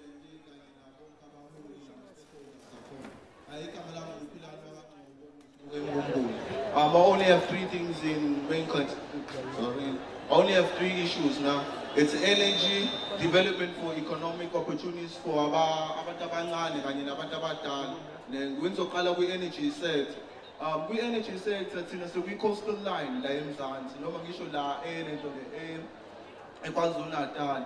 Since it's a coastal line, siba nama-advantages amaningi for a source of renewable energy. Kodwa manje, most of the things have been done far from the possibilities for energy that would be conservational. Into engizamukisho ukuthi la kwi-coastal line ifethi umoya u-right ukuthi singakwazi ukufaka ama-turbines. Supplement the consumption of energy from equally the transition as the economy is changing, the technology is changing. There is more things that we need to do to find some solutions for the energy sector. And the energy sector, no masipala uzoba now ama solutions akhe for ama crises utontsho ugesi abantu abangakhokhela ama rates nani. And secondly, when ngizokhuluma nge-economic development and nama-regulations abakhona for economic development from our youth. Mina personally, I had an idea kodwa ngayiflasha away. Wome ngithe ngihamba nemnyango kuthiwa iminyango idingakala imali engaka kodwa mina ngisebenzi 1. Kodwa ngifuna ukuthi ekugcineni abanye abantu bekwazi ukusebenza from i-idea kwazi ukusebenza abanye abantu. And siyazi ukuthi ama-stakeholders have a fund abantu ngoba yazi ukuthi i-profits bayithola for i-business, for economic development ebakhona. Now, so no economic development there is mining and energy considered, the agriculture and conservation of our natural resources, the wildlife. I-tourism yethu manje iyaleka. More abantu abamore ku-tourism yethu is Limpopo, Gauteng, Eastern Cape has a growth encane yize noma sekwakhiwe ngisho nama-infrastructure amaningi njengebridge njengebridge libe khona nje ade lakhiwe. So ngifuna ukubuza mina ukuthi wonke la ma-crisis esiba nawo energy wise and economic wise senza njani thina siyama-youth ngoba esikhathini samanje ama-youth aba-innovative njethi kuba ne-future for i-growth for abantu. So if i-future yethu ingekho bright, how would our economy be bright? Yabonga. Thank you.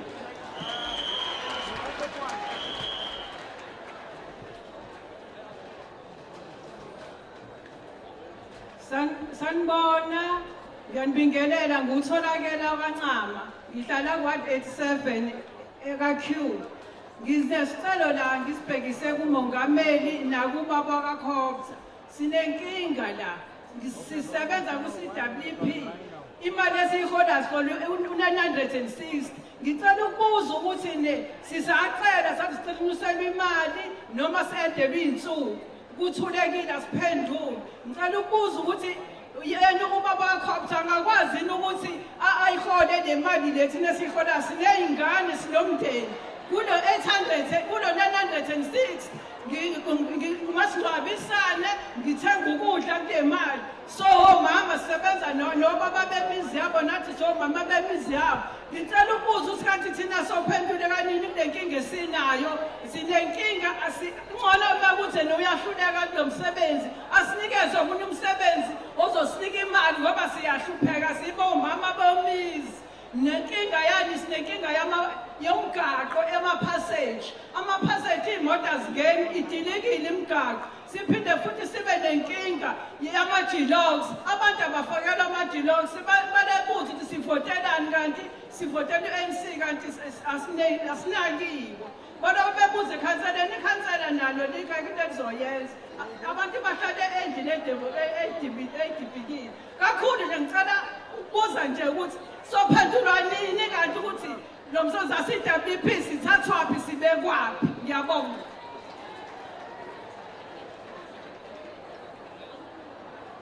Ngiyabingelela inkosi yesizwe samathuli, ngibingelele umongameli wethu namaminista wonke nama-department wonke ngokuhlukahlukana. NgowakaLuthuli mina ngaphansi kwenkosi uLuthuli la ka-Ward 98. Akuningi kakhulu, siyabonga bamongameli ukusifikela emphakathini wethu. Sizizwa sibakhulu. Bamongameli ku-3 kuphela. Okokuqala i-PWP saphuma mongameli emsebenzini. Saphuma babumeya emsebenzini. Ngifike ka-EPWP ngiseyiyouth. Ngisemusha mongameli. Ngiyaguga namhlanje ngigugela ka-EPWP. Kanti uma ngilalela kahle kwangathi ukusungulwa kwa-EPWP ukuthi kuthuthukiswe abantu kungaba amakhono ukuze bakwazi kusasa ukuthi bakwazi ukuyimela. Okay, akusenzekanga ke lokho. Bekukuhle kwakona lokho okuncane besikuthola. Besithi glory ngoba vele asilutho. Kodwa nawu kwesesiphucwa lokho besibeka kona isinkwe etafuleni sabantwana bethu. Akukho okuningi ngaphansi kwa-iphinje ngizothi mongameli. Liphi lekade kwathiwa liyaxoshwa mase kuwukuthi sesiyaxoshwa-ke ngale kokuncane esikutholayo. Nako kunye. UBaMntuli siyabonga baba. Uthi eredweni ufuna ukuqeda lento ye-age yokuthi mina njengomama uLuthuli njengoba sengingaphezu kwa-35 angiseyilutho eSouth Africa. Ngoba ithinto 18 to 35. How much more mina ngisenamandla ami? Yebo kona mongameli noma ningibona ngigugekile. Kodwa ngisazokwazi ukuthi ngibeke isinkwe etafuleni sabantu abami. Uthi uBaMntuli uzoyiqeda lonto. Ngicela ama-minister nisekhonde la into kaBaMntuli ngoba masiyovota akushiwo ukuthi nene to 35 years.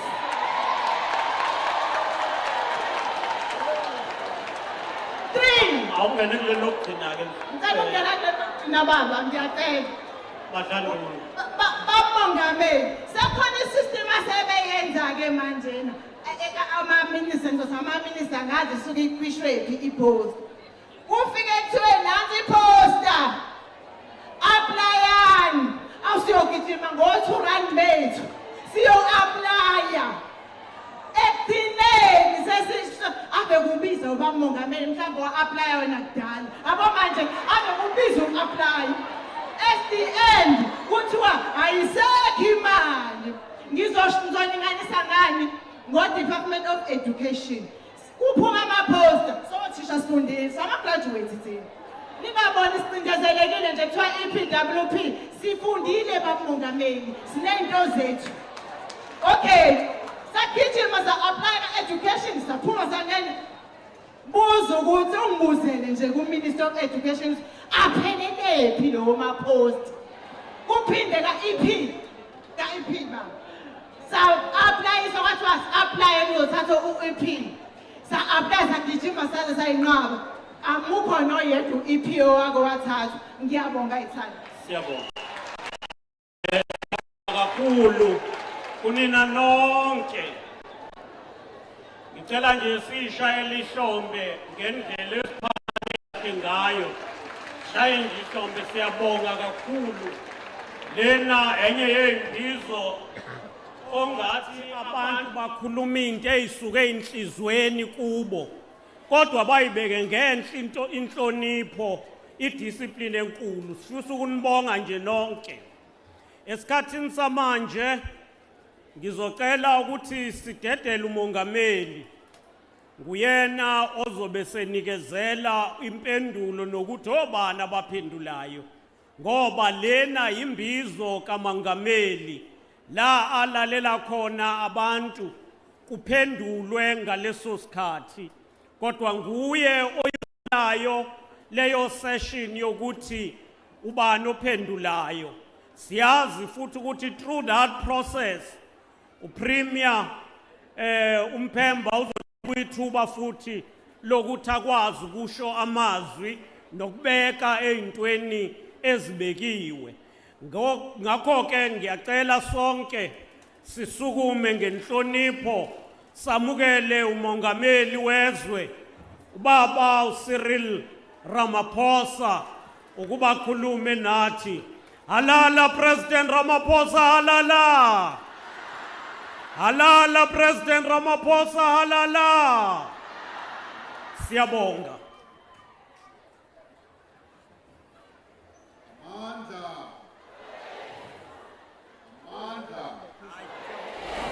Phambili nohulumeni phambili. Phambili nohulumeni phambili. Ngiyabonga sanibonani. Dumelang. Absheni. Absheni. Hayi kwangathi aniyibambi kahle le. Ndimasiyari. Ya niyayibamba kancane nje, niyayinkantshela. Ngiyabonga kini nonke. Ngiqale ngokubonga uDeputy Minister uZikalala no-MEC wethu Nkosi Buthelezi no-Dr. Buthelezi. Mbingelele uMinister wethu weCopter. Mina ngiyayingame ngithi uma abantu bethanda ukukhuluma, uma isikhulumi sila sibalinde baqede qala. Baqede leyo conference sithule sonke baze baqede. Bathi mabaqedile sizawuqhubeka ke. So kule khona ngizawuthula ke nami. Sithule sonke simamele nina. nize niyiqede leyo conference yenu. Nithi mayiniqedile ke ngizawuqhubha ngiye phambili. So ngicela ke lonke ke qedani leyo conference ngizawuthula.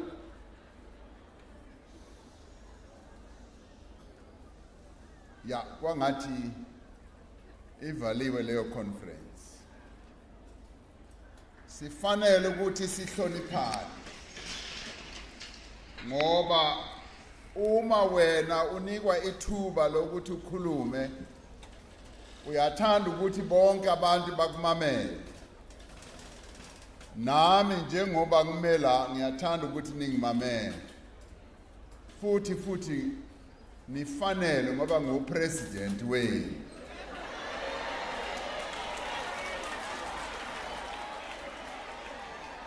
So ngifuna ke ningimamele kahle. Ngithanda ke ukubingelela uminister weCocta,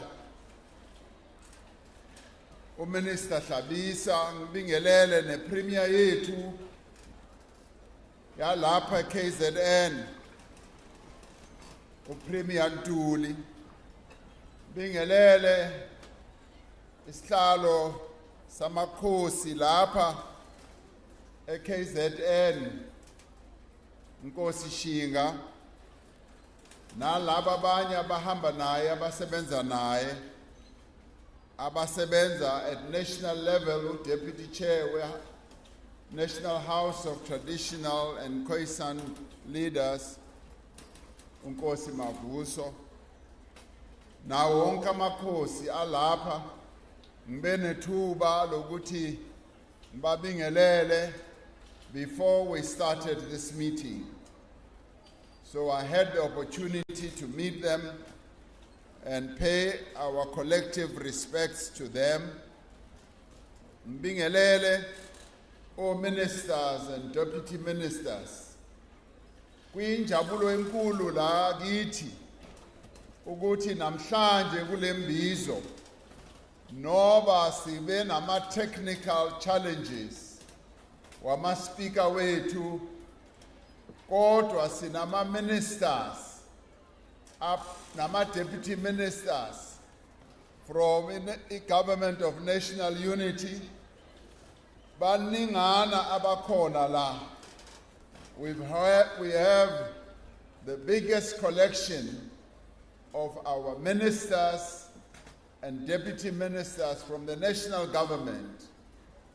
Mbonge futhi ukuthi upremier naye uze nama MECs wakhe abakhona lapha. Mbonge futhi umeya wethu nosodolophu wethu uCouncillor Cyril Xaba. Mbonge futhi onke ama-councillors alapha. Mbonge futhi bakhona leaders from business who are also here amongst us. We often want all the key role players to be amongst us uma sibamba Imbizo. So kuyinjabulo enkulu kimi ukuthi today we also have leaders from business. But I'm also particularly pleased that we also have leaders and members of trade unions bakhona la phakathi kwethu and baveze imbuzo ethize which we will address. Ngibonge futhi a number of non-governmental organizations that are here as well. So Imbizo lena, much as we had technical difficulties, it is a well-represented Imbizo. Ngiyanibonga ke nina abantu bala eThekwini ukuthi already you are having in the 7th administration the very first Imbizo, but one of the best Imbizos we have had, because kugcwele abantu abangaka. Ngiyabonga ukuba khona kwenu lapha. Yebo, ningazishayela izandla futhi ngoba you are well represented in this Imbizo. Ngithanda uqala ngokuthi ngibize ongqongqoshe before ngiphawula lapho nalapho kwezinye izinto ezibalulekile esifana ukuthi sikwazi ukuthi sinitshele ngazo. Ngithanda ukubiza ongqongqoshe of a number of departments at national level ukuthi bakwazi ukuthi baphendule eminye imibuzo ebekwe lapha. Kodwa ngizoqala ngopremier wethu. Upremier uye wakwazi ukuthi amamele kahle imibuzo eqondane nezinto abazisebenzayo lapha eKZN. Ngizobiza yena, of course zikhona izinto ezithize afanele ukuthi ake aphawule kuzo lapho nalapho. And umeya wethu naye ngizambiza, but ngizambiza on specific issues at a later stage. Premier Ntuli, ngicela nje ukuthi ubambe lapho nalapho kulezinto ezivezwe lapha, uphinde futhi ubeke naloko okunye bowuzokubeka before i-mic isihlupha. Ngiyathemba ukuthi le ya mic iyasebenza manje. Le yami iyasebenza. Le ka president iyasebenza. Angazi ke ukuthi le ka premier iyasebenza na. Ake uyizame.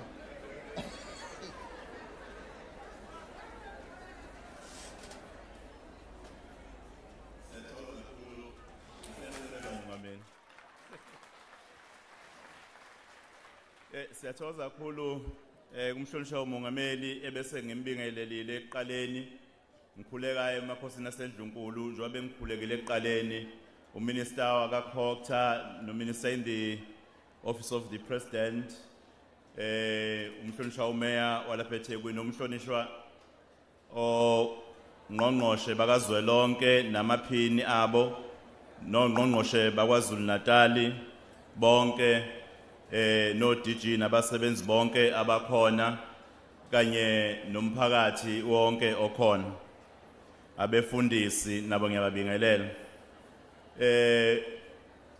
Mhlonishwa umongameli, ngizophawula nje okuthatha kuphela bese angazi ke oMEC mawukuthi bafisa nabo babone ngazi ukuthi ngiyanyalate kakhulu ukuthi upresident yothini kuloko.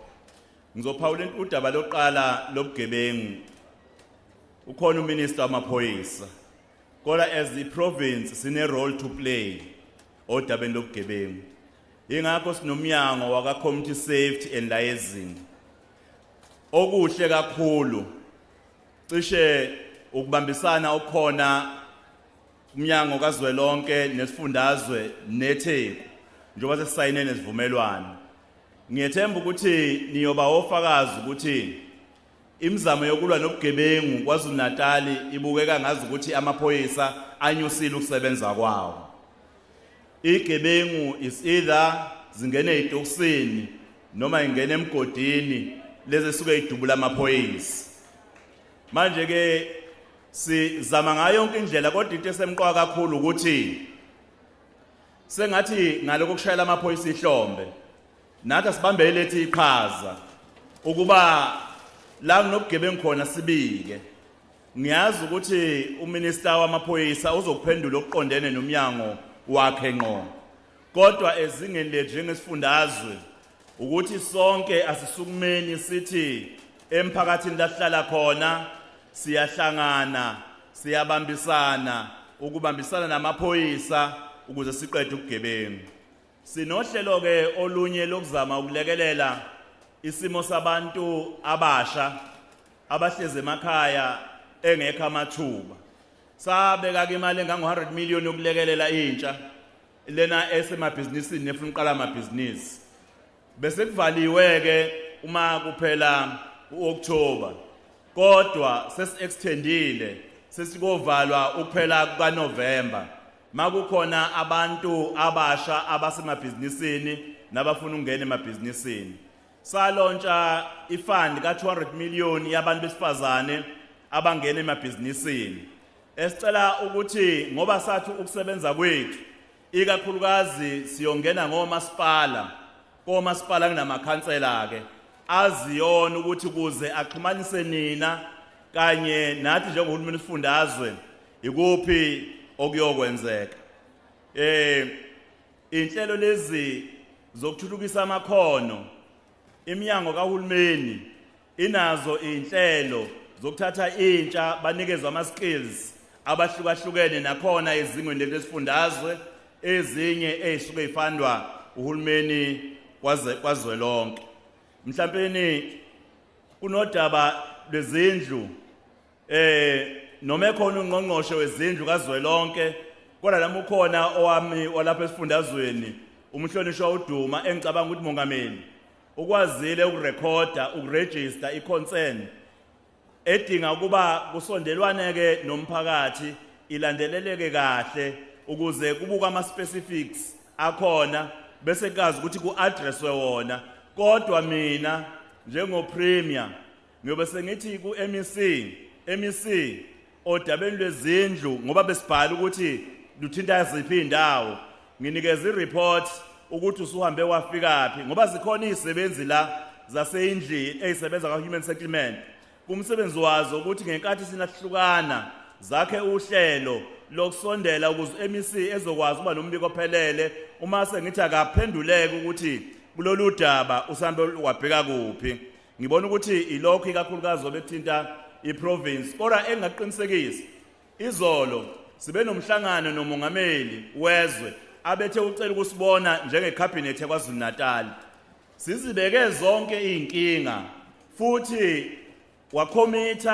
bakomitha nongqongqoshe kuba bayithathile lezi inkinga ekade nizibeka ezinye ikakhulukazi lezi zakwa education nje sibekile nazo esithokozele kakhulu kwelokhu kubambisana phakathi kahulumeni kazwelonke nohulumeni wesifundazwe okusinikeza ke ithemba lokuthi kuzoba khona i-intervention kuzoba khona ungenelela ukuze kwazi xazuleka some of the problems. Kodwa ngiyazi ukuthi ongqongqoshe bakhona bazophendula nabo ngendlela yabo kodwa bengifuna ukubeka ukuthi enikubekayo okuningi sikwazile nathi on behalf of you uma umongameli sinikeza ithuba njengohulumeni wesifundazwe ukuthi sibeke ukuthi nazi inkinga eyibhekene nabantu bakwaZulu-Natal esifisa ukuthi ma umongameli engenelela necabinet bakwazi ukusondela basilekelele. Ngiyazi ukuthi mongameli lembizo yanamhlanje ekamongameli nathi njengohulumeni wesifundazwe siyanikweleta ukuthi size nalapha kini sizoba nembizo. Sesibe nayo eMgungundlovu saba nayo eMkhanya kude kodwa siyanikweleta nani ngoba ngabe sesibe nayo la wathi umongameli mayithi uzoza sathi hayi asinikeze umongameli qala ithuba kodwa sizobuya nathi sizohlala phansi sizoxoxa okusekusiza ke thina ngoba sesobuya sesinezimpendulo ngoba okuningi sesikuzwile namhlanje sesobuya sesikwazi ukusho ukuthi kulokhu nalokhu nakho okuzanywayo sibeke nani inhlelo zesifundazwe ezikhona kwi7th administration engenxa yesimo sanamhlanje ngoba nibonile ukuthi nebe ngizokubeka kuphelele kodwa umbhobho ubulokhu unyakaza ngaso sonke isikhathi sizolisebenzisa ke ithuba lokuba sizoxoxa nje ngeinhlelo zesifundazwe saKwaZulu-Natal ziphelele zonke ukuthi nakho sekwenzakalile nazo ezinye inhlelo ezikhona. Ngiyathokoza kakhulu mongameli.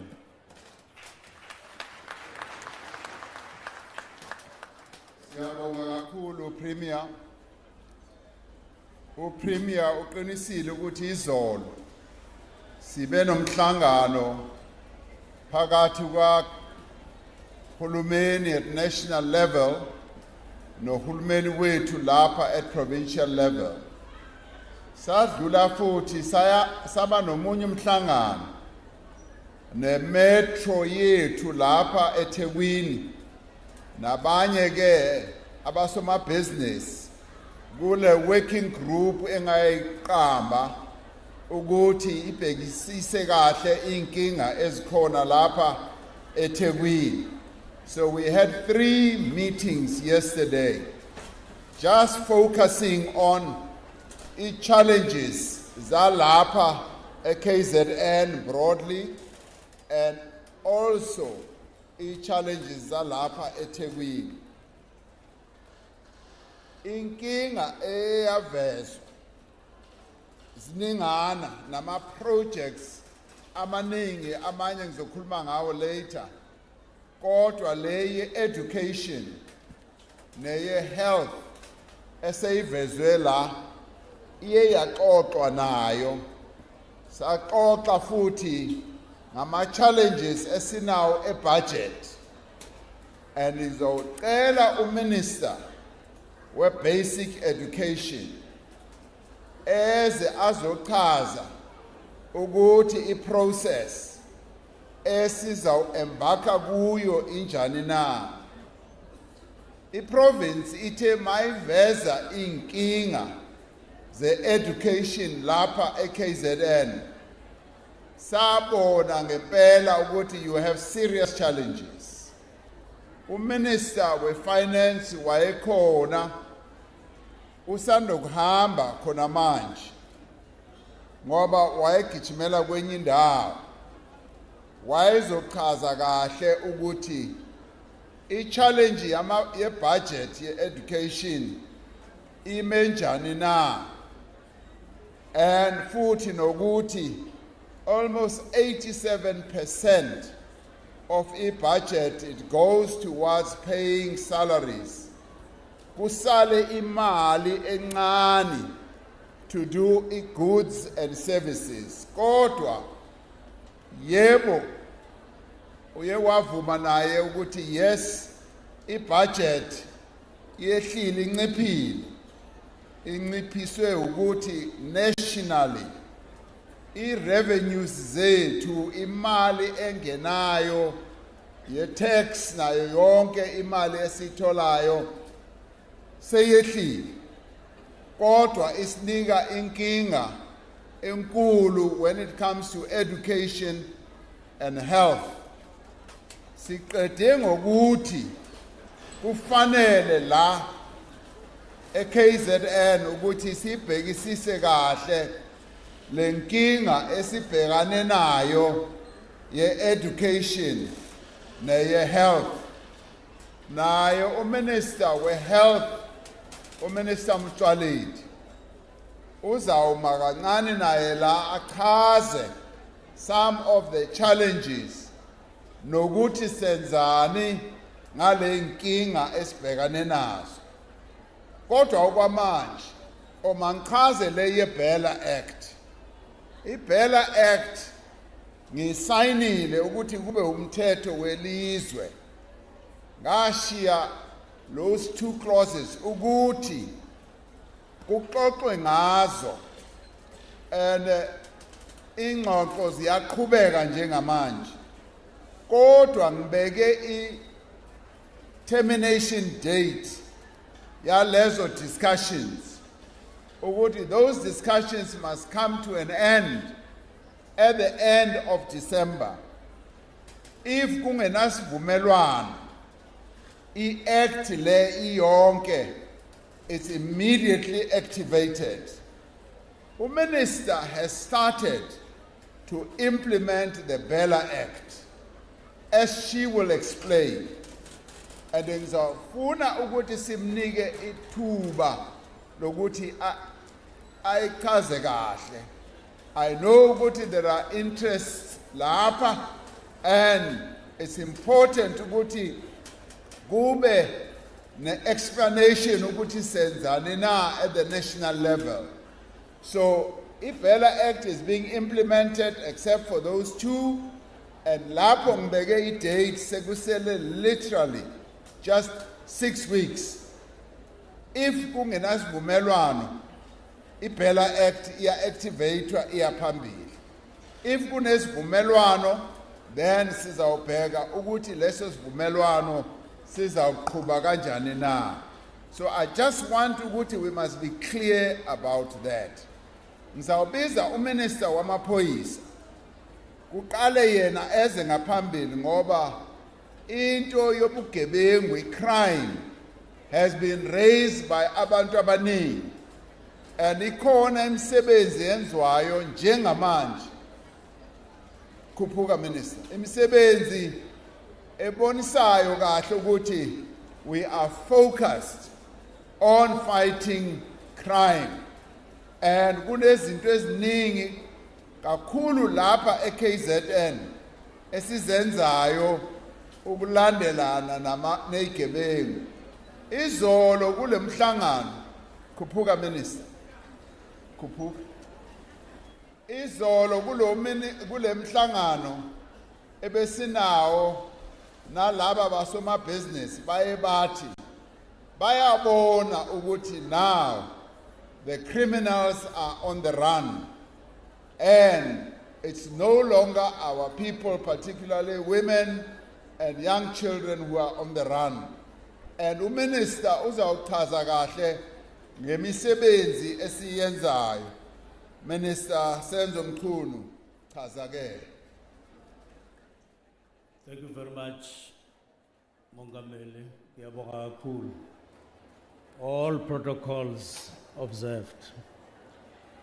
My number one question, a crime yalapha Umgababa, la khona abafana abadla iwunga bahambe beyokwenza izinto engekho emthethweni kubantu balapha Umgababa phansi kwenkosi uLthuli. Bathi ke bahlushwa isiteshi sasemkhulu. Kune conference enkulu eqhubayo ngale. Labo bantu abafuna ukumamela lento ikhulumayo. Ngizathi awume baqede lo mhlangano abanayo. Bazawuthi mabeqedile befuna ukukumamela. Ngizawuthi iqhubake uye phambili. Ngoba bona bazimisela ukuthi lokhu esize ngakho la abafuna ukuthi kuye phambili balethe iconference yabo. So ngifuna nje sibanike ithuba bayiqede yonke leya conference. Bayenza ama resolutions wabo, bakhethe no president wabo. Mhlambe bazoba ne cabinet yabo ne premier yabo. Bathi mabeqedile then uzawuqhubeka ke njengominister wami wamaphoyisa. Ayikwangathi iphelile leya conference. Ke Minister. Okokuqala udadewethu ngihlalile naye la uma eseqedile ukukhuluma ngalandela kahle ukuthi yini le akhuluma ngayo. Wayichaza ukuthi cha bakhona abafanyana abahluphayo la abadle unga bese beyahlupha endaweni. La ukuthi asinikeze ama case numbers wonke amacala avuliwe evulelwa lezi gebengu la endaweni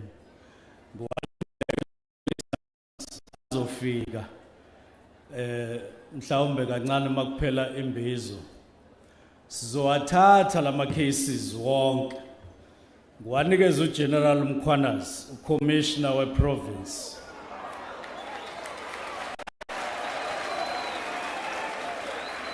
Uma sengimnikezile sizovumelana ngeinsuku la khona ezokwazi ukuvakashela laba bavulelwe lamacala kanjalo nalaba bahandlisha lamacala investigating officers bese sihlangana ngalabo abavulelwe amacala kobe sekuphuma ianswer ke lapho ngeke ngaphula. So udadewethu ke asilinde kancane ngoba sizawenza lo msebenzi. Kukhona ke okhale ngobugebengu mongameli lapha eMalukazi ubhekisisa Gumede. Sizoke siyibona eMalukazi iyasihlupha yona kanye nomlazi nje wonke. Kodwa ke kukhona okuzayo, angeke ngisho manje ukuthi inezayo ngoba imininingwane yakhona sisayikhulume nje no National Commissioner wamaphoyisa uGeneral Masimula osekusele ukuthi sizohlangana no Provincial Commissioner ukuze sikwazi ukuyibopha. Sizobopha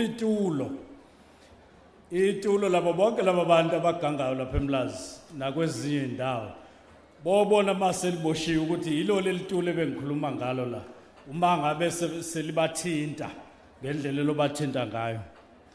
Mangidlule isecurity ezikoleni kuyakhala lapho ukuthi akumile kahle ezikoleni. Manje ke ngizacela ukuthi ngithi ukuhlangana lo mhlambe emva kwalokho nomphathiswa wezikole ngoba abaphathiswa bezikole kuyibona abaphethe izikole abakasho ukuthi babona ukuthi inkinga zabo ezikoleni ngoba ezeyikole singabambisana kanjani ukuyixazulula lezo nkinga uma kuukuthi abakwazi ukuqasha ama security.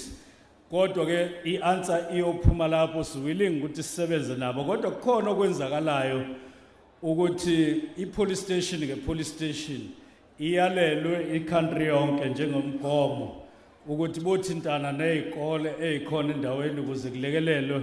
Kodwa kuyabonakala ukuthi kuya ngokuya kungabi into eqinile evikela othisha ivikele nabantwana ezikoleni. Kodwa sizoyilungisa, sizobhekana nayo. Bese kuthi elandelayo indaba yakwamakhutha epolice station Ward 94 ukuthiwa ke lesiteshi ayisixeka kakhulu sesisidala sasakhiwe ngezakhiwo zokubambisa. Usifakazile ke uCommissioner Mkhwanazi ukuthi hayi siyahlupha sona. Sizosibukela eduze ke ukuthi simisa kanjani ngoba kusho ukuthi sifuna ukwakhiwa kabusha. Ngiyabonga ubusisiwe Bhaqwa ukuthi uyingxenye yama CPS kufanele ukuthi nenze kanjalo nonke. Okugcina ke ngapha ngakuthina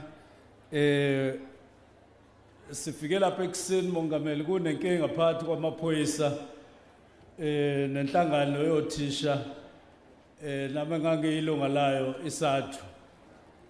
Manje ke sase sivumelana ukuthi hayi ngoba sonke singama professionals amaphoyisa ngapha othisha ngapha futhi sama civil servants sonke hayi asehlisa imoya sase sixazulula le yankinga.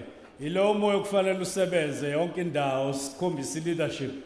Siyabonga kakhulu mongameli ngoba inkinga ixazulekile. Siyabonga. Siyabonga mbonge kakhulu. Upremier wethu naye uyishilo lento ukuthi kufanele ukuthi singumphakathi sikwazi ukuthi sisebenzisane namaphoyisa kakhulu kulama community policing forums ngoba iprogress abayibonayo ukuthi manje umphakathi sewusebenza kakhulu namaphoyisa namaphoyisa uma ebona ukuthi umphakathi uzimisele kakhulu ukulwisa ubugebengu nabo bathola umdla kakhulu babe more committed babe more active and masiba supporte sisebenze nabo ngendlela zonke. Ngizawubiza uMinister Gwahube azochaza ukuthi lezi zinto ezivezwe la ze-basic education sazenza njani, and on her heels ngizafuna uMinister Nkabane eze ngoba kube na le issue ye higher education naye asondele ukuthi azochaza because the two really go together. Kunomfo oye waphakama lapha, and he spoke about both issues of basic education as well as higher education in relation to the skills. And thereafter ngizawubiza uMinister Nyontsho azokhuluma ngendaba yomhlaba. Kubuzwe umbuzo o direct ukuthi sizoyenza kanjani na le nto yomhlaba. So that's my lineup, and I will continue identifying those who must answer. Kuma ministers akhona. Mfuna bazilungise nabo njengoba nami ngiyazilungisa ukuthi bakwazi ukuphendula imibuzo ephuma kumphakathi. Minister Kwahube. Yabulela Mongameli, ndiyabulisa kubantu bonke abalapha namhlanje. Zimbalwa izinto Mongameli ekufuneka ndiziphendulile. Okokuqala ndithi maniqinisekise apha endlini enkulu into yobana siyi-7th administration sixabise kakhulu indaba yemfundo. Yiyo loo nto izolo uMongameli uye wabiza intlanganiso edibanisa uNational Cabinet neProvincial Cabinet emamela into yobana zintoni na ingxaki esinazo apha eKwaZulu-Natal ezidibene ne-education in particular. Bayichaza ke uPremier wayicacisa into yobana eyona ngxaki esinayo apha eKwaZulu-Natal yinto kungabikho kwemali. Awubeka na. Nina eniphethe ama-placard sengiwafundile. Ngiwazi kahle wonke lama-placard ngoba uMinister uyaphendula wabonile naye futhi beniwayenzele mina ngoba imbizo yami le akusiyona imbizo kaMinister. Ngicela niwabeke phansi ngiwabonile. Abekeni phansi my comrade. Ama-pamphlet, mama-placard mawaye phansi. No, singayenzi njalo.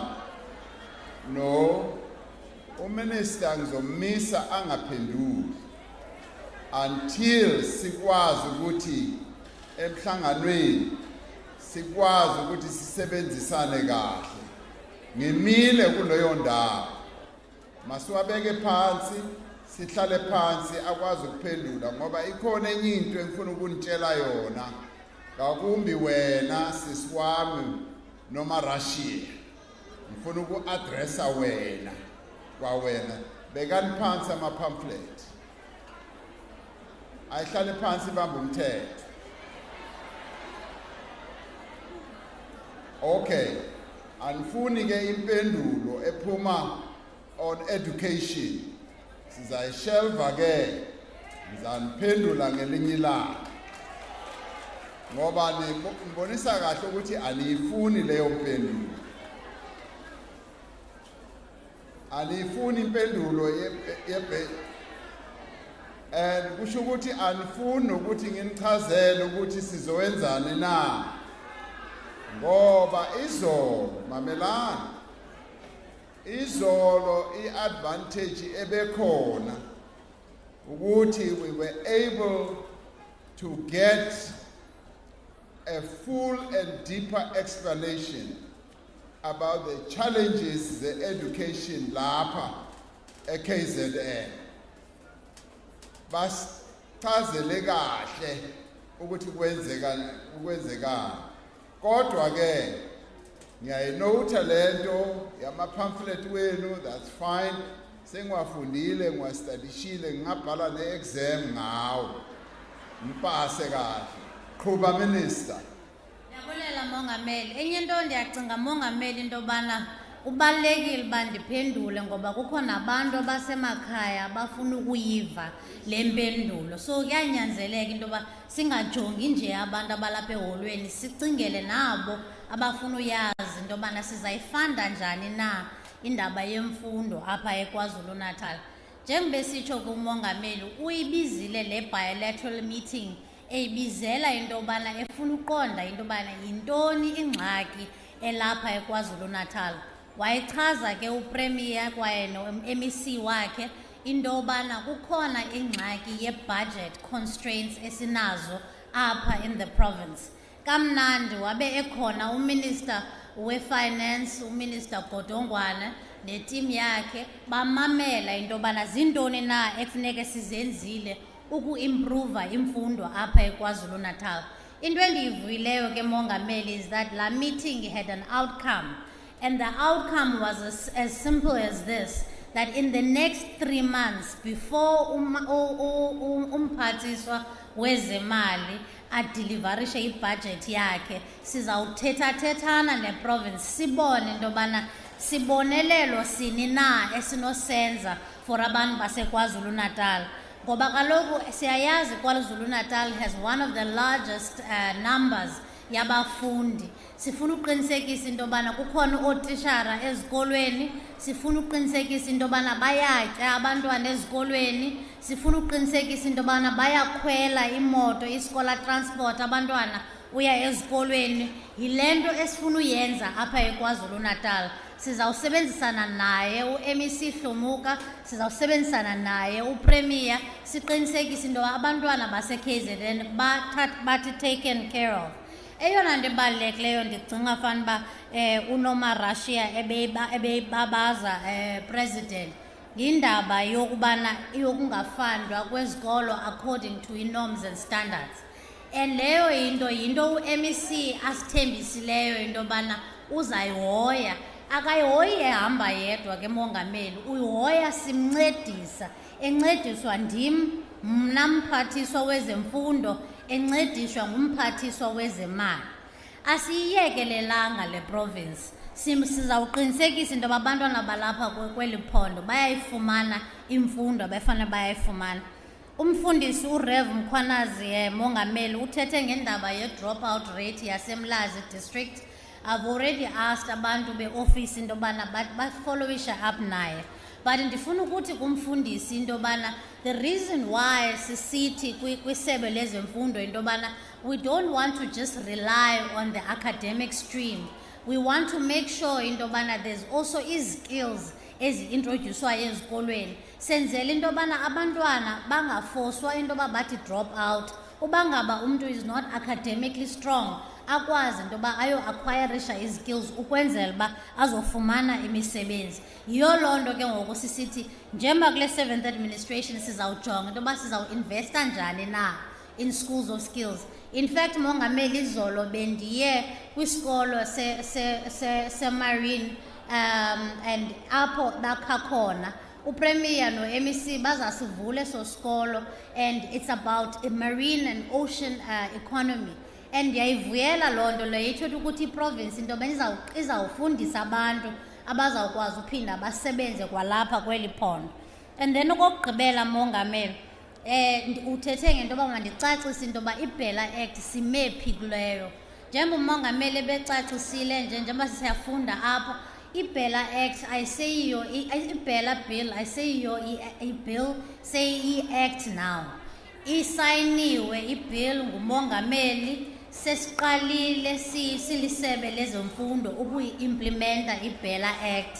Ngoba ngaba because ezi 2 clauses sezisuspendiwe, it doesn't mean into yoba umsebenzi wo-implementa awenzeki. In fact ii-officials zakwa-DBE ezilapha zinganichazela into yobana kwa ii-officials zalapha eKZN seziqalile ukwenziwa ii-workshops mongameli ukwenzela bazoyazi uba maba-implemente njani.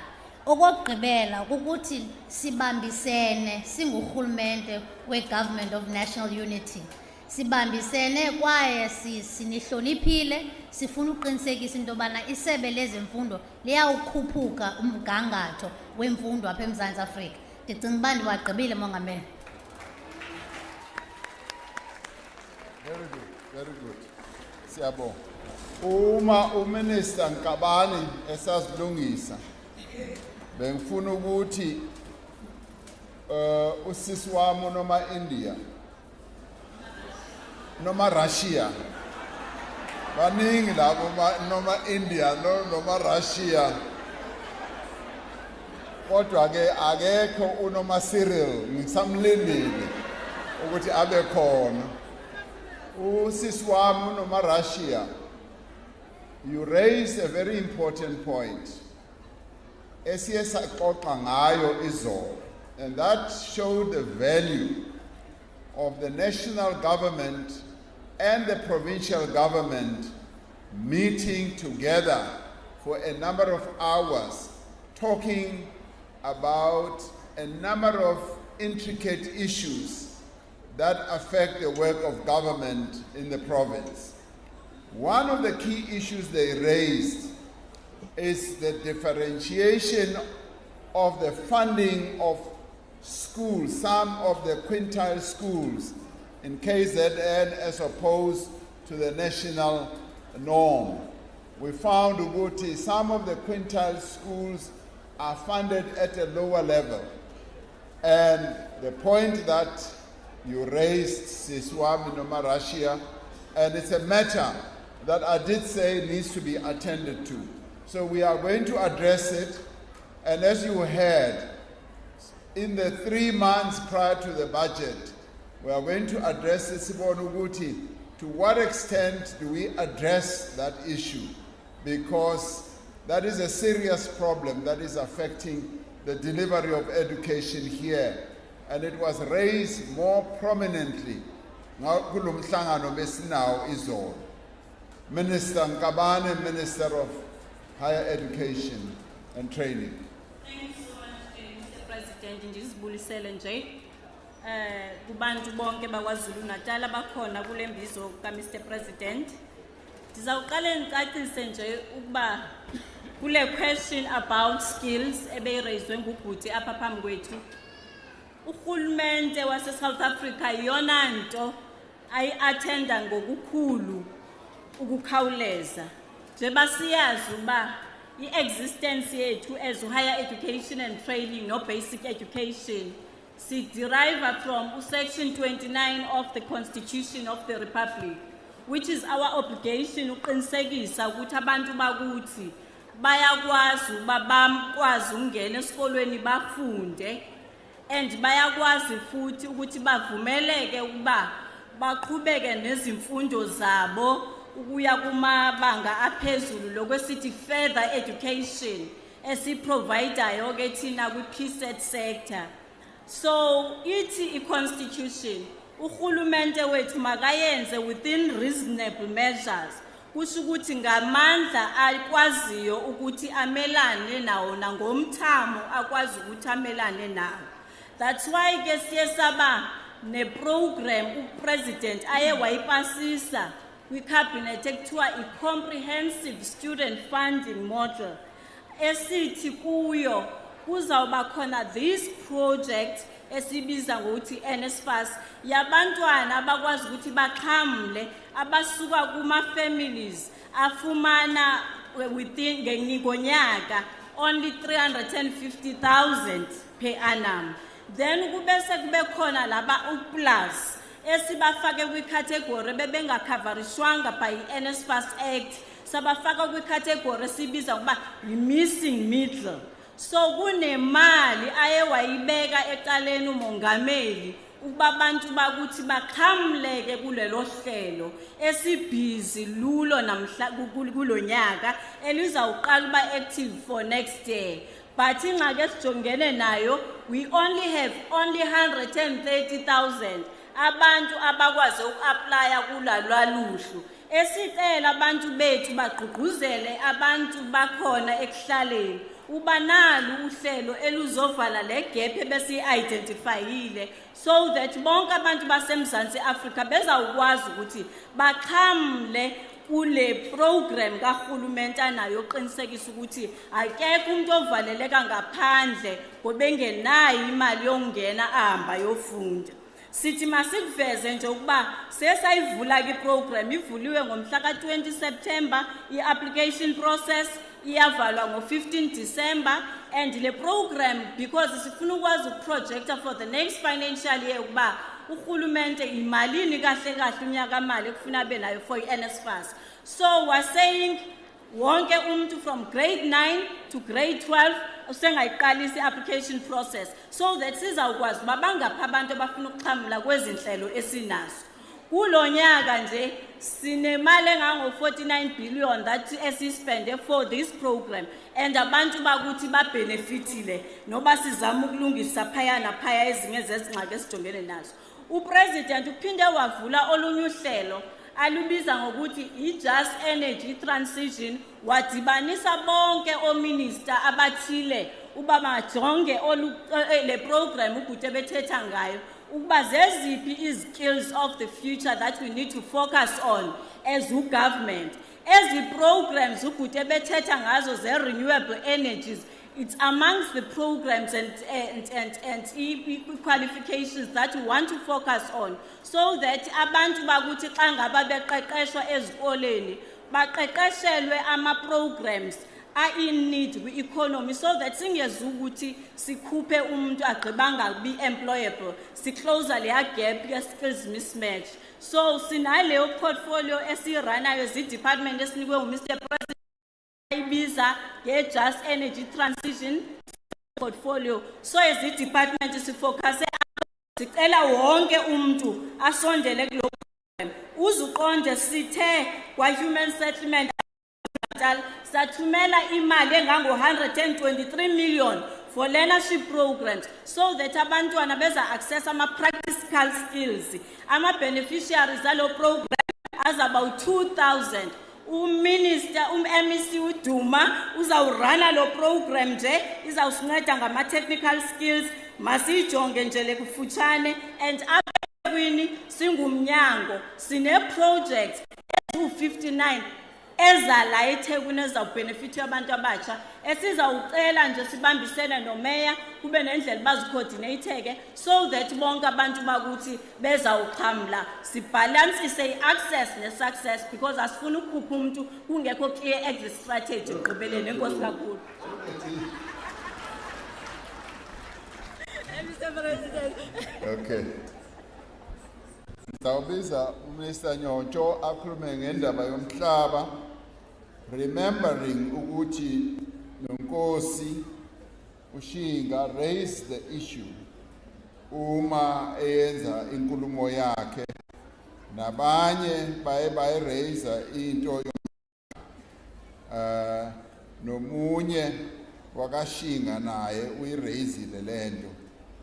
Masike sikuzwe ke Minister. Enkosi, Mr. President, ngikubulise ndikhahlele wonke umuntu lapha. Mr. President, umhlaba siyawubuyisa kuba i-direct question ibithi kumaxa siphi nobuyisa umhlaba. Sesiqalile President ubuyisa umhlaba kwaye sesiqalile nalapha KwaZulu-Natal. Kwiiveki ezintathu ezidlulileyo eNewcastle sigqithise land title deeds ezi-36 and loo nto iamounte ku-20,000 hectares of land. Nangoku President sizawusa umhlaba for i-restitution emathontsini community, amahlubi community, St. Paul and loo mhlaba wenza 10,000 hectares. Into ngoku President esiyixoxayo sine-strat plan kule veki into esibiza i-post settlement support ukuba abantu xa sibanikile umhlaba masibanike imali yokusebenza umhlaba kuba xa sinika abantu umhlaba singabaniki imali bayawuthengisa okanye umhlaba uhlale nje ungenzi into. Ngoku sifuna ubanika inkxaso ukwenzela uba singafidi thina kwi-narrative ethi abantu abamnyama abakwazi ufamisha. Also Mongameli, njengoba betshilo usihlalo ukuthi umhlaba bayawufuna bezinkosi siyawudlulisa ke umhlaba i-state land sizasayina sisigqithise kubo abantu kodwa kakhulu sisebenza kuphuhliso lwamaphandle, rural development, ukwenzela abantu basebenzise lo mhlaba banawo baveza amathuba omsebenzi kwezi ndawo bahlala kuzo. Abantu bangahambi bawufuna umsebenzi ezidolophini ukhona umhlaba benowusebenzisa. Siyayenza loo nto Mongameli, sisebenza nawo amakhosi, sisebenza nazo ii-communities, sisebenza nazo i-CPAs, sisebenza nazo ezi-trusts, umhlaba wona sesiqalisile ukuwubuyisa. Enkosi Mongameli. Siyabulela. Siyabulela Minister. Thank you. Ngizawubiza ke uMinister we-Public Works and Infrastructure. Ozawuza azophendula ngalolu daba lwe-EPWP. Aphendule ukuthi acacise kahle ukuthi kwenzekani nge-EPWP. Uma eqeda ukuphendula ngizawubiza uMinister wezindlu, uMinister of Housing Settlements, eze naye azophendula ngalezi yezindlu eziwayo nabanye abadinga izindlu abangazitholi. After that, uMinister we-Tourism naye uzawuza ngoba i-tourism lapha e-KZN kakhulu lapha eThekwini, it's an important sector esifuna ukuthi iyakhe imisebenzi. Acacise kancane ukuthi senzani ngalento ye-tourism nokuthi sivusa kanjani indaba ye-tourism. Minister McPherson izake uzawuphendula ngale ndaba ye-EPWP. Ngifuna ukumuzwa kahle uMinister McPherson ukuthi njengomuntu ozalwe la e-KZN uye wakwazi ukuthi abe namazwi esiZulu awaziyo na. Uma kungenjalongo ngiyomfaka esikolweni. Kunesikolo sikaRamaphosa esifundisa abantu isiZulu. That's why nami ngikhuluma isiZulu ngendlela engisikhulumayo. Ngisafunda ke nami. Kodwa sikhona isikolo. It's called the Ramaphosa Zulu Teaching School. Ngizomisa kuso. Ngiyabonga Mongameli. Sanibonani. Ninjani. Sikhona. Ladies and gentlemen, let me say, I think we must acknowledge the good work that has been done over the last 20 years in EPWP, that it has provided a lifeline, a temporary lifeline to millions of South Africans who have needed to get through very difficult times.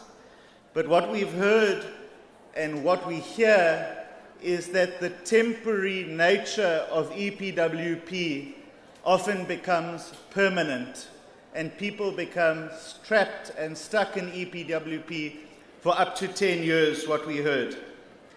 And so what we are saying in Public Works and Infrastructure is that EPWP is ripe for reform.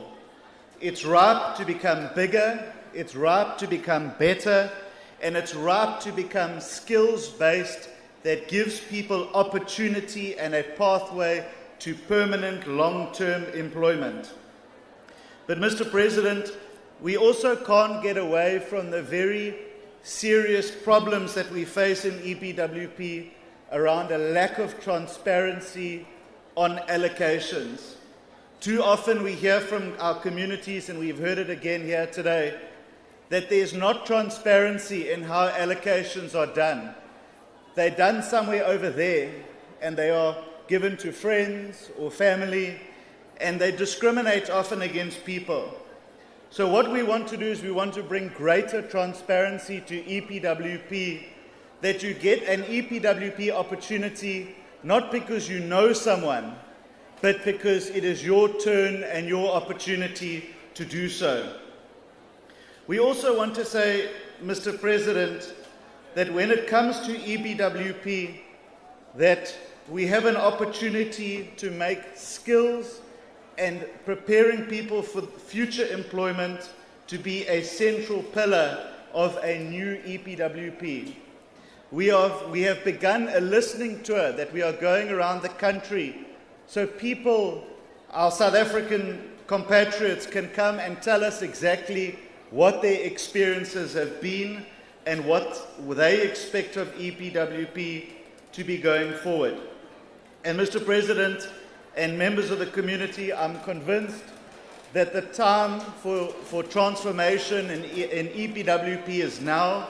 The time for reform is now. The time to see how we can bring the private sector to help us and boost the value of EPWP is now.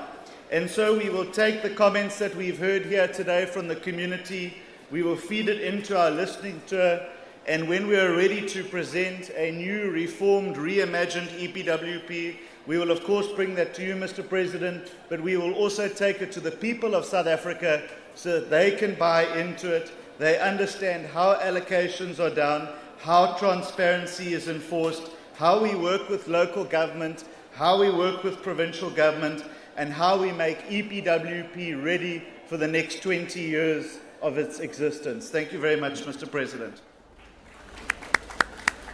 Very good. Thank you. Thank you, Minister. Thank you very much. Okunye esifanele ukuthi sikucacise ukuthi EPWP ayifanele ukuthi ixazulule kwabantu on the basis yokuthi uneminyaka engaki na. Noma una 35 uyakwazi ukuthi uthole ithuba ungene ku EPWP. Kudala ngisho lento ukuthi abantu banocabanga ukuthi no, we are only focusing kulabo abana 16 okanye 18 ukufika ku 35. Nalabo abangaphezulu kwa 35 abangenayo imisebenzi nabo sithi mabathole amathuba ukuthi bakwazi ukungena nabo. Le project yethu ye-EPWP isazokhula, kodwa uminister uyichaza kahle ukuthi sifuna ukuthi ibe transparent, kungabi nalento yokuthi kuzoqashwa abantu abangabangana bakakhansela noma ihlobo zikakhansela, ukuthi leyo transparency kubonakale kahle ukuthi isetshenziswa kanjani. So ingabi iPWP yabangana bami okanye ihlobo zami. So lokho sifuna ukuthi kuphele, and sifuna ukuthi in the new era uminister no deputy minister, Minister McPherson no deputy minister Zikalala, uma beyiqhuba lento ye-EPWP iqhutshwe ngalendlela esifunayo ukuthi abantu bakwazi ukuthola ama-skills. Okunye kulabo abafuna ukuziqalela ama-business wabo, sikwazi ukuthi bancedwe bakwazi ukuqala ama-business wabo kuyo yonke le platform ye-EPWP. Minister wezindlu, sondela ke. Ngiyabonga mongameli, bangibingelele bonke ngezikhundla ezihlukile ngingathathanga isikhathi. Ngicela ukuqala kwi-Ward 78 eMlazi lapho saba nokusha kwemikhukhu mongameli. Siye saba nama-beneficiary awu-47 esikwaze ukuthi siwalekelele ngomxhaso wethu. Kwamanje sesiappointe ama-contractors awu-4 eMlazi Part 6 Phase 2 ezobheka izindlu ezizoakhiwa eziwu-3,000 eWard 78, Ward 83, Ward 84. eWard 84 ngibuye futhi sinenye project ekhona lapha elukuthi ilungisa izindlu elukuthi zakho akudala zinganama-foundation. Sina inindi ye-1,000 yawo, kodwa into sizoyenza siqale ngama-project wokwakha eziwu-500. Ngibuye eWard 98 mongameli, siqalile lapha sino-contractor abahlali bazabe bengazi ukuthi seyizofika.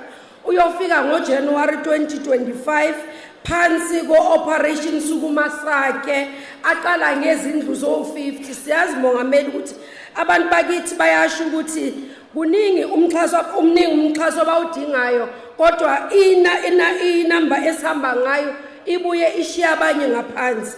Manje ngiyathanda ukuthi kubantu bakithi bangaphela inhliziyo endaweni yase Umnini zone 3 kulapho elukuthi sine planning phase befanele sibheke kuqala ukuthi leyo ndawo ingabe ifanelekile yini ukuthi singakha izindlu na. Sesiqedile siku 90% ye planning la ilukuthi siyakwazi ukuthi sizoqeda siqalise ukwakha eUmnini khona umhlalo okhulume ngayo. Babuye Mongameli bakhulume ngezikhuphula eWard 82 neWard 77 ezanzekele ngo2017 no2019. Ezase Ward 77 indawo lesi kuyo elukuthi abahlali babeke khona imijondolo ayifanelekile ukuthi singakha kuyo. Siyasakhuluma nomphakathi sabatshela siyathanda futhi ukugqizelela ukuthi leyo ndawo ayilungele ukuthi abantu bangahlala. Into esiyenzayo suhulumeni lo ophetheyo saqala dala silibele sisebenza ngafika kule ndawo. Siyasabachazela ukuthi sisemsebenzini okuthola indawo sibheke lapha eMlazi precinct eKhathomena ekwaMashu naseShall Cross ukuze sikwazi ukuxhasa abantu bakithi kulezo ndawo. Ward 90 last week bengikhona la eThekwini ngihamba kanye nomphathiso wethu uMC wethu emisuduma nomeya. Siyasafika lapha siyothula sinikeza umlayezo kubahlali ngoba lapho soloko abahlali bebehleli Mongameli uke wafika eWard 90 wafika wabathembisa ukuthi sizobalungiselela. Bayaqila abantu bakithi baba nenkinga lapha. Into siyesayenza sesithengile umhlaba eWard 90 siyakwazi ukuthi manje siyoqala uhlelo liyaqala nalo ngoJanuary 2025 besifikile sichazela abahlali ngoba bebesho ukuthi abahlele kwindawo eright yiloko sikwenza kuinformal upgrading program. Ngithanda ukusho ukuthi eWard 52 eNanda kuye kwaba nenkinga zabantu abakhubazekileyo.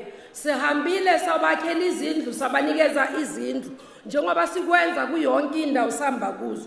La ngithanda ukusho Mongameli nabaphathi ukuthi inkinga sibanayo umphakathi usukuhlukumeza abantu abakhubazekile.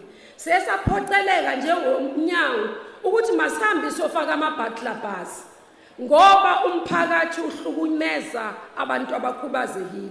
Ngiyathanda njengomphathiswa kuleli sebe ukuthi ngicela abantu bakithi masilekelela sinikeza umxhaso kubantu abakhubazekile masingabuyi sibakhubaze futhi masingahambi siyoba hlukumeza la kuyile ndawo abahlala kuzo masibalekelele sisebenze nawo. Masengicina Mongameli ngithanda ukusho ukuthi sibe nenye iprogram elukuthi abahlali baseThekwini bayiraiser uke wavakasha kuzinye indawo bakhuluma nawe ngendaba zama-asbestos roof. Inkinga yama-asbestos roof ihlukene kabili. Yokuqala kunezindlu zakho before 1994 eyilukuthi zona nama-foundation nazo azikho right. Yesibili ukuthi ezinye sizokwazi ukuthi sibikelele sisuse nje kuphela ama-roof sifake ama-roof alungile. Lokho sesiqalile siqale nge-200 kulonyaka Mongameli. Okugcina iConobia is one of our biggest projects esifuna ukuthi siyilekelele abahlali baseThekwini. Into esibophelele kuyo nomphathiswa uDuma ukuthi between manje no2026 ngoba saakha futhi about 3000 yezindlu eConobia sizoakha 2000 so that sikwazi ukuthi sehlise izinga labantu elikuthi babhalisile eThekwini. Itheku inkinga sinayo ukuthi abantu bakithi ababhalisile ngendlela efanele. Sivumelene nomeya ukuthi within 3 months sizolungisa indlela abantu babhalisile so that sikwazi ukuthi masithi sinabantu abawu 10000 abadinga izindlu eThekwini siba verifyile ngempela ibona abafanele bathola izindlu. Ngiyabonga Mongameli. Siyabonga Minister. Thank you. Siyabonga. As Minister with Tourism is coming up, I would like the Minister with Transport, Minister Chris Naye eze ngaphambili, and then ngizobiza uMinister we-Health. Noma there weren't sharp issues, but I do want him to come and explain the one issue. One issue. Sengiyamtshela ukuthi ayenzeni uMinister. Minister Delil. All protocols observed. I want to thank Pelani Ngobo for raising a very important issue, Mr. President.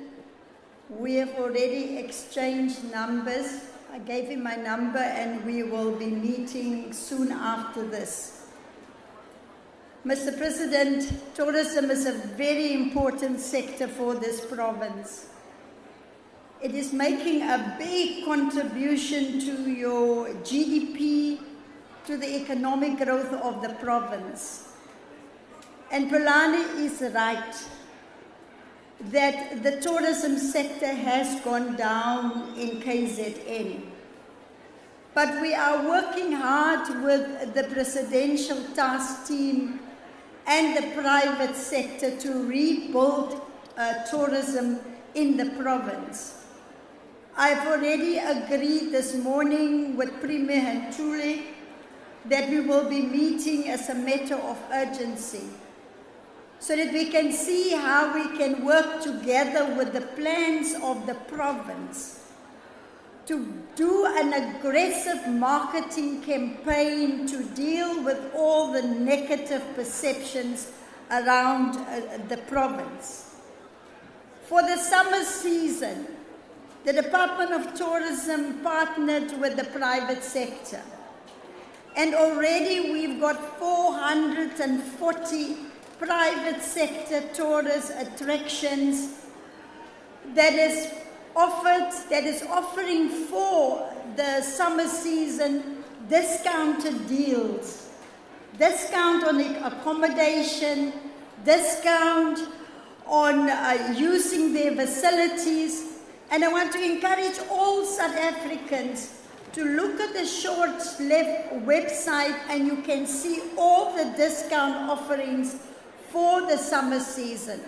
We know that the cost of living is high and we want to help tourists and our local tourists to also have access to affordable tourism offerings in our country. So, Mr. President, we are working hard with the provinces and I will certainly be back soon here with South African tourism, with the private sector, and I want to say thank you in advance for all the tourism staff and officials that will be working over the festive season, because without them, tourism will be nothing. I thank you very much. Siyabonga. Thank you, Minister Delil. One of the issues, thank you very much. Thank you. Okunye tourism. Niyakhumbula ke ukuthi tourism, Durban has been the holiday mecca of our country. Abantu abaningi kulo lonke leli laseMzansi Afrika bebethi uma befuna kuya ku holiday beze la eThekwini eDurban. Manje tourism yethu yehlile. It has gone down and COVID ayizange isincede kakhulu kodwa umeya wayezosho ukuthi kunamaplan amaningi wokuvusa namahotel amakhulu afana no Maharani, no Elangeni, no Hilton, and laba bama-business izolo basitshelile ukuthi bafuna uku-investa imali engama-billion nama-billion ukuthi bavuse i-tourism. So I'm looking forward to a revival of tourism so that Durban must go back to being the jewel of South African tourism. It must once again become the mecca of tourism yala eMzansi Afrika. So izawufuna ukuthi sisebenze sonke, sebenze kunye silungise nezindlela Ekseni, as Minister Chrissy goes towards the microphone, she took me to Lendlela eBrogo ewile. Wayefuna ukuthi ngene ngaphansi kuyo. And not that I was terrified to go there, but I was running out of time. They explained ukuthi that bridge, what are they going to do? And she will probably explain that because it is causing a lot of inconvenience for people to travel. And it's a very important road, part of the N2. And we're pleased that our engineers are going to work on the N2 to revive it. Minister Chrissy, please take us through what we're doing on transport. Thank you very much, Mr. President. Ngibingelela nonke. Let me start, Mr. President, with the two questions that were raised regarding roads in Ward 96 and Ward 59. With regard to Ward 96, this particular ward has a current contract that is being operated by the city of eThekwini, and that contract is to re-gravel the roads. So I think by the time that contract has concluded, Mr. President, the roads in Ward 96 will be in a better condition. The road in Ward 59, which was raised by one of the ladies who spoke, that road is in an informal settlement, Mr. President, that has not yet been formalized. And it means that the city of eThekwini must first inspect that road and make a decision as to whether they consider it appropriate to upgrade. And that process will go forward to the municipality from this Imbizo. What I can share with everybody who is here is overall the city of eThekwini has a budget of about 6 million rand to re-gravel roads and also to fill potholes. From the side of the National Department of Transport, we are already working closely with the city of eThekwini because we have an agreement to take over some of the access roads that will be joining up with the N2 and the N3, which we are busy upgrading throughout the city of eThekwini. We will also work with the city to ensure that there is better spending on the municipal infrastructure grant so that we can find a situation where the money that is available doesn't go back to National Treasury but is actually used to upgrade the roads. With regard to the serious issue that was raised about appropriate and accessible transport for disabled people, what I would want to report, Mr. President, is that here in the city of eThekwini, we have already recovered 6 of the 7 major railway lines, and on that lines we are running trains that have special places for those who have disabilities and for wheelchairs. However, we still need to ensure that all our stations are disability friendly, and we are busy with an assessment of all 300 stations that we have upgraded to make sure that they are indeed disability friendly.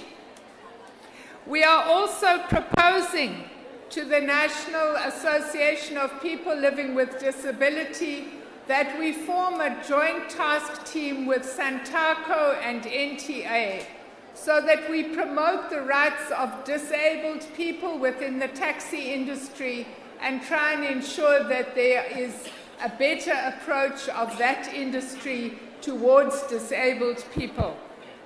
Lastly, Mr. President, let me touch on the bridge down the road here that is causing so much traffic and inconveniencing so many people when they have to go to work or to school in the morning. That road was damaged in the rain that occurred on Tuesday, and as a result, part of the bridge has fallen. It is not a major repair exercise. We have already taken engineers on site, and it is our intention by the end of this month that we will have a temporary solution in place so that over the festive season, traffic will be able to move in both directions. In February next year, after we have done some manufacturing, we will install special steel pieces underneath the bridge to strengthen the bridge on a permanent basis until such time as we are engaged in a major road widening exercise of this particular road as part of the N2 and the N3 upgrades. Before I sit down, Mr. President, I just want to make a request to everybody here. We are going into the festive season and we want to have a special focus on road safety.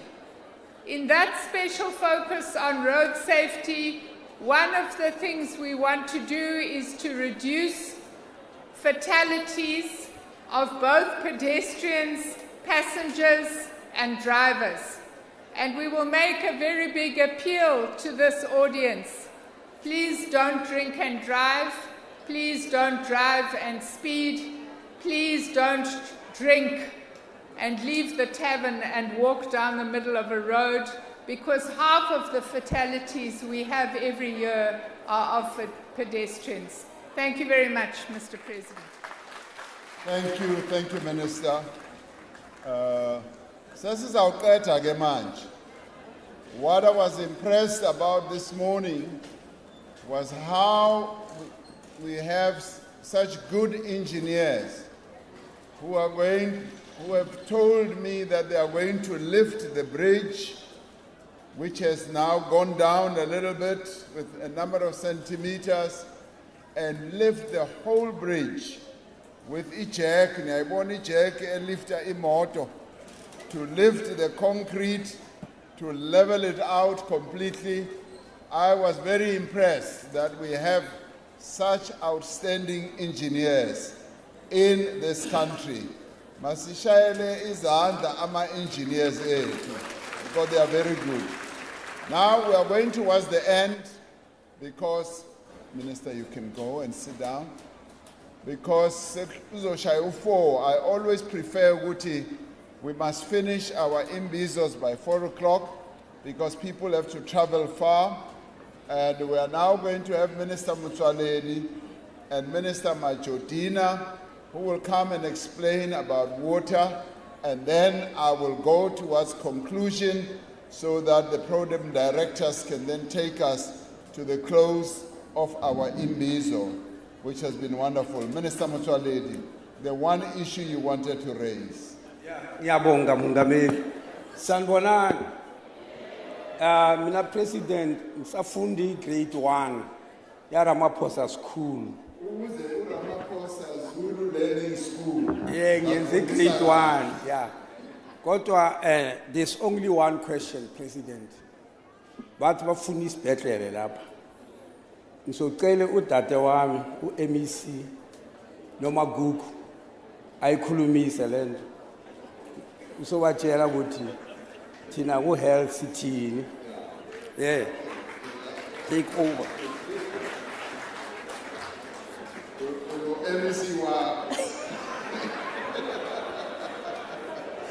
Siyabonga kakhulu Mongameli, sibingelele kongqongqoshe, sibingelele kundunankulu, sibingelele nomphakathi. Sanibonani.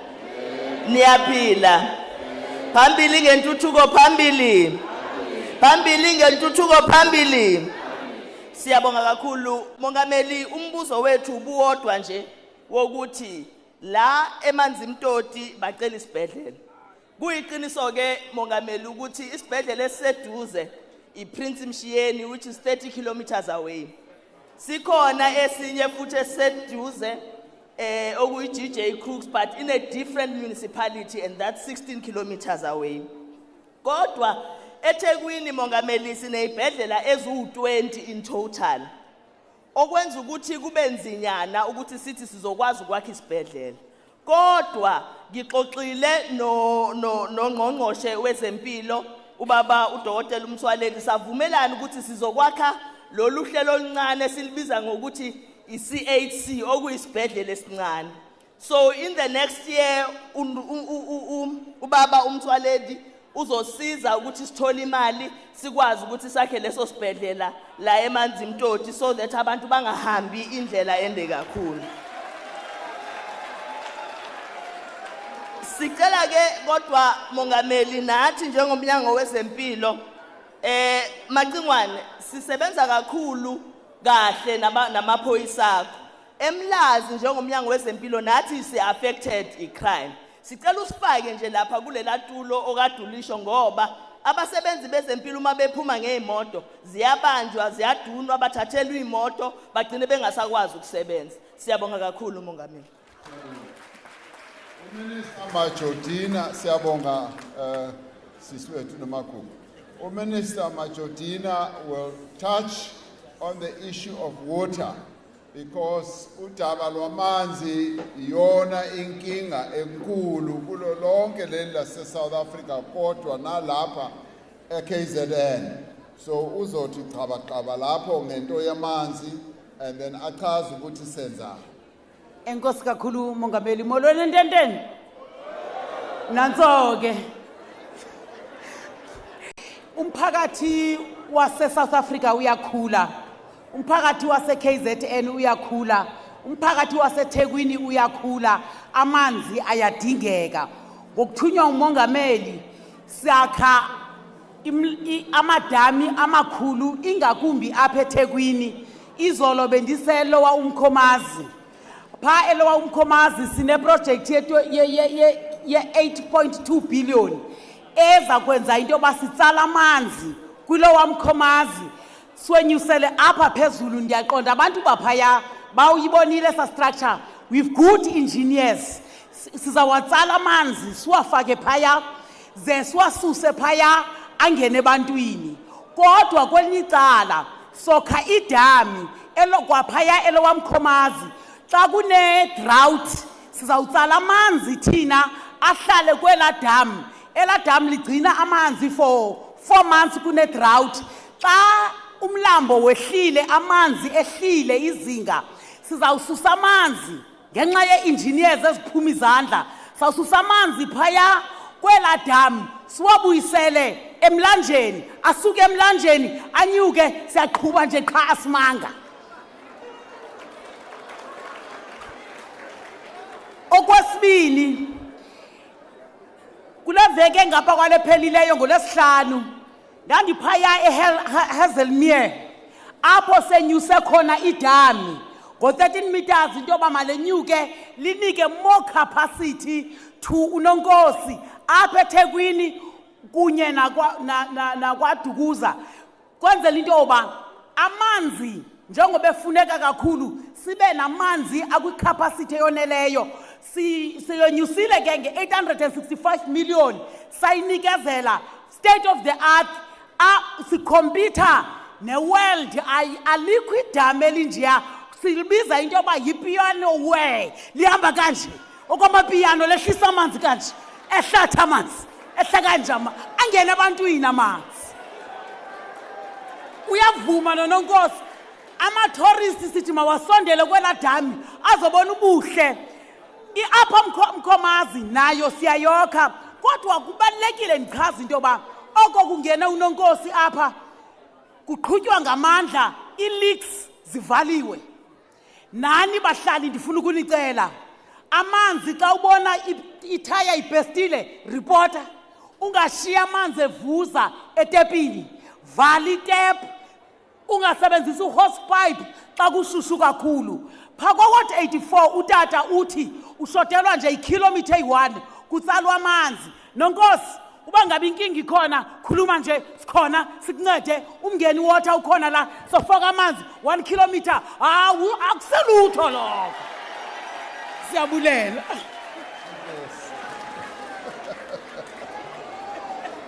Siyabulela yonke leyo nto. Okay. Ngifuna ke ukuthi siyoqeda umsebenzi wethu. Ngifuna nje into eziningi sizikhulumile.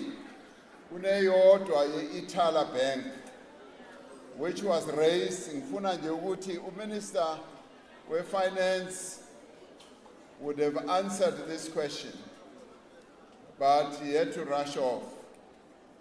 MEC Zondi raised it with us very strongly yesterday, and the matter of Itala Bank is being addressed. It's not an easy one, it's a very complex issue that has to do with the Prudential Authority that looks at the functioning of our banks. So that matter is being addressed, and the Minister is going to interact once more with the province, with the MECs only, and all the other MECs, including the Premier. So this matter is under a thorough discussions. I want to end on what is now a measure of sadness in our country. And I do want us, as I finish, to observe this moment of great sadness. We have, in the past few weeks, lost a number of school children who have died as a result of some chemical that has been found in the food or the snacks that they have been eating and buying from spaza shops. Now, this matter is being addressed. It's being addressed at the highest level. It's being raised by a number of our parents, our people, and I fully understand the concern, and we join those families who have lost their children.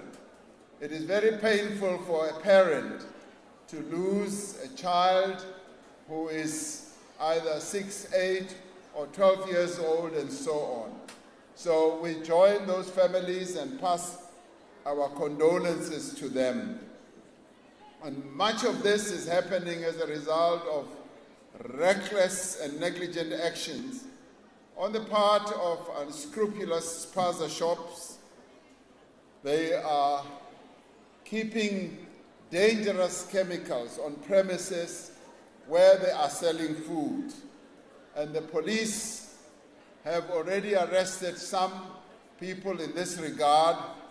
And at the government level, our departments are seized with this matter. Department of Kokta, Minister Hlabisa is working on this, and the proclamation that regulates spaza shops, the licensing of spaza shops, has been approved and has been promulgated. But we are also looking at this matter from an agricultural point of view. Minister Steenhuisen, I've directed him to do a proper research with regards to these chemicals in terms of our law, and that is being addressed. The Minister of Police is also seized with this matter, and we are working round the clock to enable us to look very closely at the incidents that have been happening. The Minister of Health is also seized with this matter and has requested a number of agencies that do testing of these various chemicals from a health point of view. Now, all these matters are going to be fully addressed in this coming week, and I will be able to then make a statement on how we are going to deal with this matter to enable us to ensure that no further children die needlessly in our country. So this matter is being handled at the highest level, and we've got our various departments and agencies working round the clock on this matter, and I've directed that I should get reports as soon as possible so that we can take action to prevent further deaths of the young people in our country. And at the same time, I would say to us as parents, let us take care, ensure that our children only get food from places that we regard as safe places. But we will be coming out with a very clear directive and a clear direction on this matter. I would like us then to pay our respects to those children who have passed away needlessly. Let us stand up and observe a moment of silence. Pass our condolences to the families of the children, parents of the children also who have lost their loved ones, and also to give respect to the loss of the lives that we have had. I'd like some quiet now. Let us all stand still, stop movement, ohambayo magame lapha mekhona, so that we show our respect for these young children who have passed away.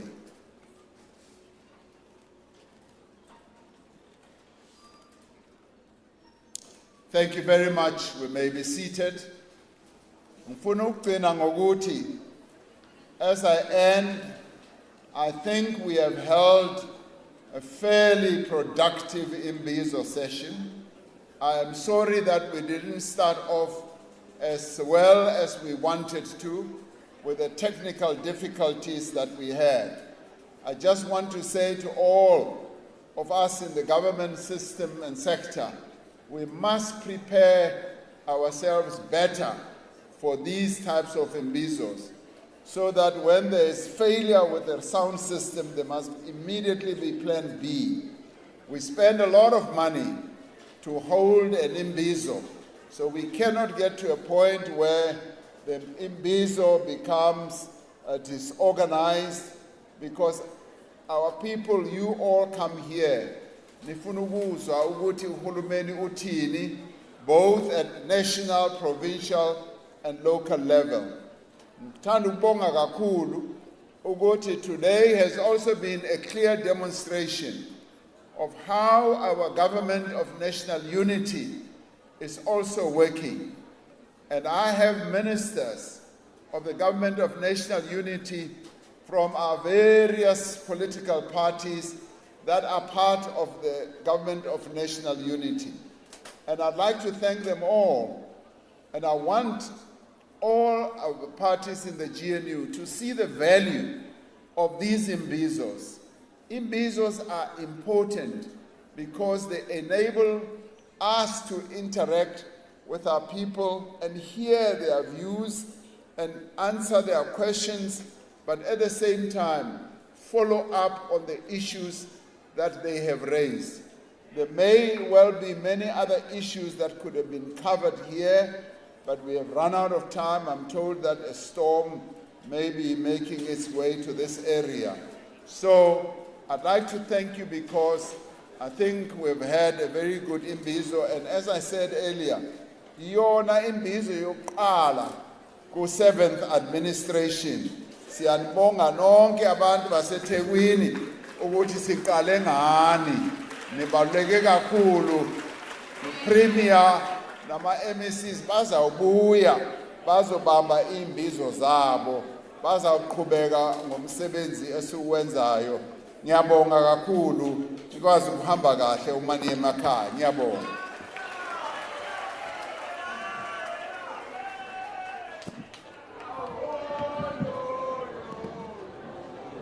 Sishele Mongameli ihlombe